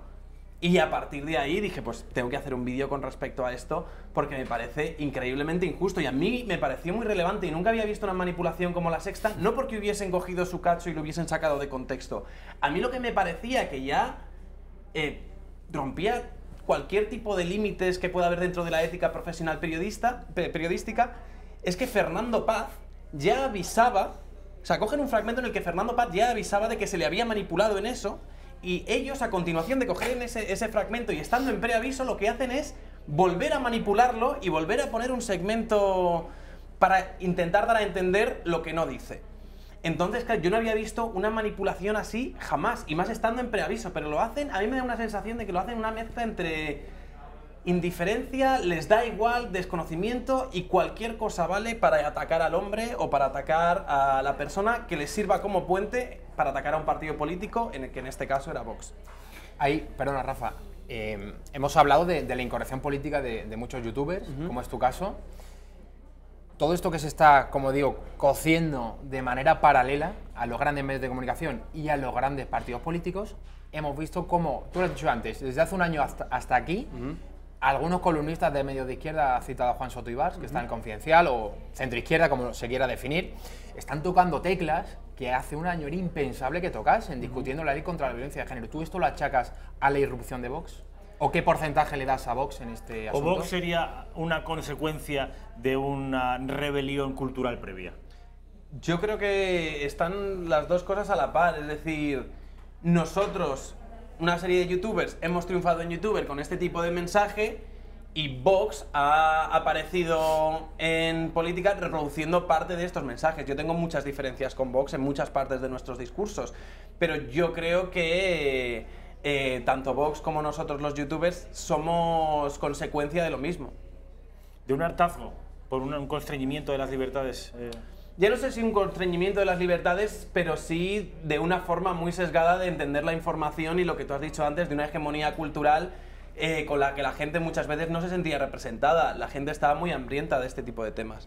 Un tío blanco hetero, pregunta. ¿Sí? Las encuestas. Yo digo aquí cada tarde, Rafa tiene la redacción abierta de La Mañana, de 12:30 a 2:30, y yo modestamente trato de estar a la altura del gran Rafael Núñez Huesca, de 6 a 8. Entonces, yo cada vez que aparecen encuestas, siento como la obligación de que tenemos que publicarlas. Pero al mismo tiempo le digo a los espectadores que no se las crean, porque a mí me parece que todas están dando a Vox mucho menos escaños de los que va a sacar. Que las encuestas desde hace ya un tiempo, y no solamente en España, se están haciendo para orientar el voto y no para pulsar de verdad la opinión de la gente en la calle. Yo el día 29 de abril lo que pienso hacer, más allá de decir quién ha ganado, que ya lo va a saber toda España, es hacer una recopilación de todas las encuestas desde hace un mes y medio hasta, bueno, el día antes ¿no? Creo que es el día antes de... No, la semana antes ya no se pueden publicar. ¿La semana antes? ¿No es el día antes de la propia... ¿De la campaña? ¿La jornada de reflexión? No. Una semana antes. Exactamente. Pues hasta el último día la voy recopilando todas. Entiendo que las que se publiquen más cerca del 28 de abril atinarán más que las que se han venido publicando. ¿Tú crees que hay, no te diría una conspiración, pero que hay por parte de estos grandes, al final son también grandes medios y van de la mano los grandes sociólogos, hay realmente una, en fin, querencia deliberada de querer orientar ese voto en lugar de pulsar la verdadera opinión de la gente? A mí lo que me pasa con estas encuestas es que al final me parece que a la hora de reflejar el voto, pues luego aciertan la mitad de las veces. Esto ha pasado en España, esto ha pasado en Estados Unidos. Quiero decir, esto es algo que es bastante recurrente. Entonces, a mí personalmente no me preocupa demasiado. Yo creo que el 28 de abril la gente irá a votar y ya veremos los resultados que hay y ya veremos si coinciden con los de las encuestas. Lo dudo en algunos aspectos. Pero más allá de eso, no creo que sea un condicionante del voto muy grande a la hora de ir a votar. Hay gente que puede entender que cuanto más representación se le dé a Vox en las encuestas, más irá a votar a lo mejor a otro partido por miedo a que gane Vox. Entonces, al final, no sabemos mucho cómo puede influir estas encuestas en el votante medio. Esa es la consecuencia. Me refería a la causa, a la gente que la publica, no la consecuencia y el efecto que puede tener en el votante, sino los señores que cocinan y publican, y ya no estoy hablando solo de tezanos en el CIS, sino Sociométrica, Demoscopia, todos estos. Sigma 2. GAT3. ¿Tú crees que las hacen para favorecer, sobre todo, hombre, cuando el PP te encarga una encuesta, entiendo que tú con cariño se la vas a entregar al PP, ¿no? Bueno, no deberías. Si quieres hacerle un favor al PP, no deberías. Y a ver, si quieres cocinar una encuesta para que Pedro Sánchez pues duerma bien un par de semanas más hasta el día de las elecciones, pues adelante. Yo no le veo la utilidad a aquello. Te repito, a lo mejor me pierdo muchas cosas sociológicas que pueden ser factores clave a la hora de incidir en el voto de terceros. Pero yo ya te digo, más allá de eso, no lo veo ningún drama. Ya te digo, tampoco me fío de ninguna encuesta ni las necesito para orientar mi voto. Alberto, muchas personas que te siguen en tu canal de YouTube, que tienes creo que 250.000 suscriptores, ¿puede ser? No, 230.000. Ah, 230.000. Bueno, en cualquier caso... No mientas, Rafael, por favor. Sea como fuere, muchos de tus enemigos o tus adversarios piensan que eres un tipo de lo más facha que existe en el mundo. Un tío no de derecha, sino de ultraderecha. Pues entonces nosotros, Rafa, ¿qué somos? Bueno, a su lado. Claro, en tanto de que es capaz de romper o una cantidad de consensos que existen sobre según qué asuntos, él los rompe. Dice, no, esto yo no estoy de acuerdo, no, esto lo podemos discutir, no, es que aquí están... Entonces, en el momento que te sales de esos consensos, eres un tío no de derechas, sino de ultraderecha. Sin embargo, a mí me gustaría que te describieras ideológicamente. Me parece muy curioso que me digas esto porque justo los últimos ataques que estoy recibiendo últimamente vienen más del bando de la gente que es muy, muy, muy de derechas y se piensa que como yo no soy tan de derechas como ellos, pues entonces últimamente pues eso me catalogan como de progre, de izquierdista, de gente que intenta blanquear el feminismo. Entonces, al final en las redes yo creo que se forma mucha gente que tiene sus propios packs ideológicos y a partir de ahí, si cumples pues todos los cánones que ellos entienden, formas parte de su grupo, formas parte de su tribu y entonces te van a defender hasta la muerte. Y hay otros que si no cumples con sus otros packs ideológicos, en el momento que te salgas un poco por un lado o un poco por el otro, pues entonces dicen, bueno, pues entonces este señor se ha convertido en el enemigo, no es quien yo creía que era, hay que cargar contra él. Más allá de eso, yo... siempre he intentado no definirme políticamente porque muchas veces yo no sé dónde me encuentro políticamente. Es decir, tengo cierta confusión al respecto con eso muchas veces. O sea, tengo muchas cosas que tengo relativamente claras. Mi posición con la ley integral de violencia de género está clarísima, pero a lo mejor mi opinión con respecto a otros temas puede no estar tan clara. Y en algunos temas puedo decir, joder, en esto estoy de acuerdo con Vox, joder, con esto estoy de acuerdo en Ciudadanos, joder, con esto estoy de acuerdo... perdona por decir tantas veces, joder. Con esto estoy de acuerdo con otro partido. Yo te diría... y está mi percepción desde fuera, porque te llevo siguiendo mucho tiempo, que encajaría más el perfil de liberal. Vi tu entrevista a Antonio Escotado, creo que sientes una cierta admiración, ¿no? Hacia Antonio Escotado. Por supuesto. Siento admiración hacia Antonio Escotado y siento admiración hacia muchas de las personas que he entrevistado, a Jordan Peterson también. Él se define como un liberal clásico. Eso es. Y me gusta la forma en la que él tiene de definirse y me parece que encajaría bastante con lo que yo entiendo como que es mi perfil político. Eso no significa que tener un perfil de liberal clásico derive en votar a un partido o a otro. Es algo que por ahora incluso todavía no tengo claro. Estaba planteándome el votar a Igualdad Real porque dice, mira, como hay tantas cosas en los otros que me echan para atrás, por lo menos este partido que simplemente habla de derogar estas leyes y hablar sobre estas cosas, por lo menos... pues sé que no me voy a equivocar, ¿sabes? Sé que de repente no me van a salir con algo que no tenía pensado pero vamos, que me encuentro en una indefinición bastante grande. ¿Dirías que la mayoría de tus seguidores son de Vox, de Ciudadanos, de Podemos? Fíjate, esa pregunta me la hicieron también y querían que les dijese que la respuesta era de Vox, pero la verdad es que entre mis seguidores son muy heterodoxos en general. Es decir, me encuentro... lo que más había la última vez que hice una encuesta era liberales. Luego había gente que se consideraba de derechas, luego había gente que se consideraba de izquierdas, porque yo creo que al final lo que toco, creo que deberían ser temas relativamente transversales. Cuando hablo de que no podemos tener un derecho penal de autor, me parece que es algo que le conviene defender a todas las partes del espectro político. Entonces a mí me parecía también que acotarse solo en las posiciones que tenía la derecha, aunque mucho de lo que yo defiendo solo lo defiende la derecha, al final era contraproducente. Porque yo lo que quiero también es que la izquierda cambie las formas y los discursos que tiene muchas veces al hacer política con respecto a ciertos temas. Porque me parece que van a ser contraproducentes para todos. ¿Algún partido se ha acercado a ti? No. ¿Te importaría meterte en política? Bueno, no me importaría que se acercasen, de hecho me molesta que ni lo hayan intentado. Para ir al Congreso se tendría que quitar la máscara, digo yo. Para ir al Congreso me tendría que quitar la máscara, tampoco me importaría, pero no, en principio yo no entraría ahora mismo en ningún partido político. No es lo que busco, no envidio nada la vida de un político. Hay un youtuber que, Alonso de Mendoza, está en las listas de Vox. Sí, y el otro día, claro, porque yo con Alonso de Mendoza me llevo muy bien y me gusta mucho y me hace mucha gracia. Aunque muchas cosas no estoy de acuerdo con él. De hecho, hice un directo con él y estábamos discutiendo sobre un tema, sobre otro, siempre desde la amistad y el buen rollo. Pero sí, y además le puse en plan, yo Alonso te votaría como presidente. Y entonces había mucha gente, ¿lo ves como sabíamos que eras de Vox y tal? Y ahí, no, es que me llevo muy bien con él. Y realmente me haría mucha gracia ver a Alonso en el Congreso. También me hubiese gustado ver a Fernando Paz en el Congreso. Pues a ver si en 4 años, yo creo que si se rehabilita, que estoy convencido que sí, socialmente. Y el honor yo creo que él no lo ha perdido, pero rehabilitarlo socialmente porque eso es importante después de todo el daño que se le ha hecho. Yo no descartaría que Fernando Paz volviese a la primera línea de la política. Pues estaría bien, simplemente no porque esté de acuerdo con las cosas que dice Fernando Paz, sino porque yo recuerdo unas entrevistas que tuvo en esta misma casa con Pablo Iglesias y con Juan Carlos Monedero, que era una delicia. También recuerdo justo contigo un debate que tuvo sobre las naciones, si eran de izquierdas o de derechas, con Pedro Insúa. Es un tío al que es interesante escucharle allá, más allá de que estés de acuerdo o no con sus opiniones. Un tío blanco Otero.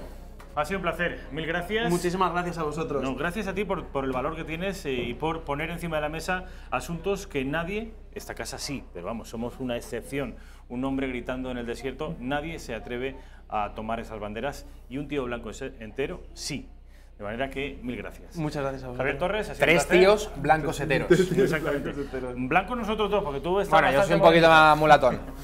Les dejo precisamente con Fernando Paz, un gigante intelectual, tiempos modernos, y a las 6 ya saben, aquí, mi compadre Javier Torres. Mil gracias.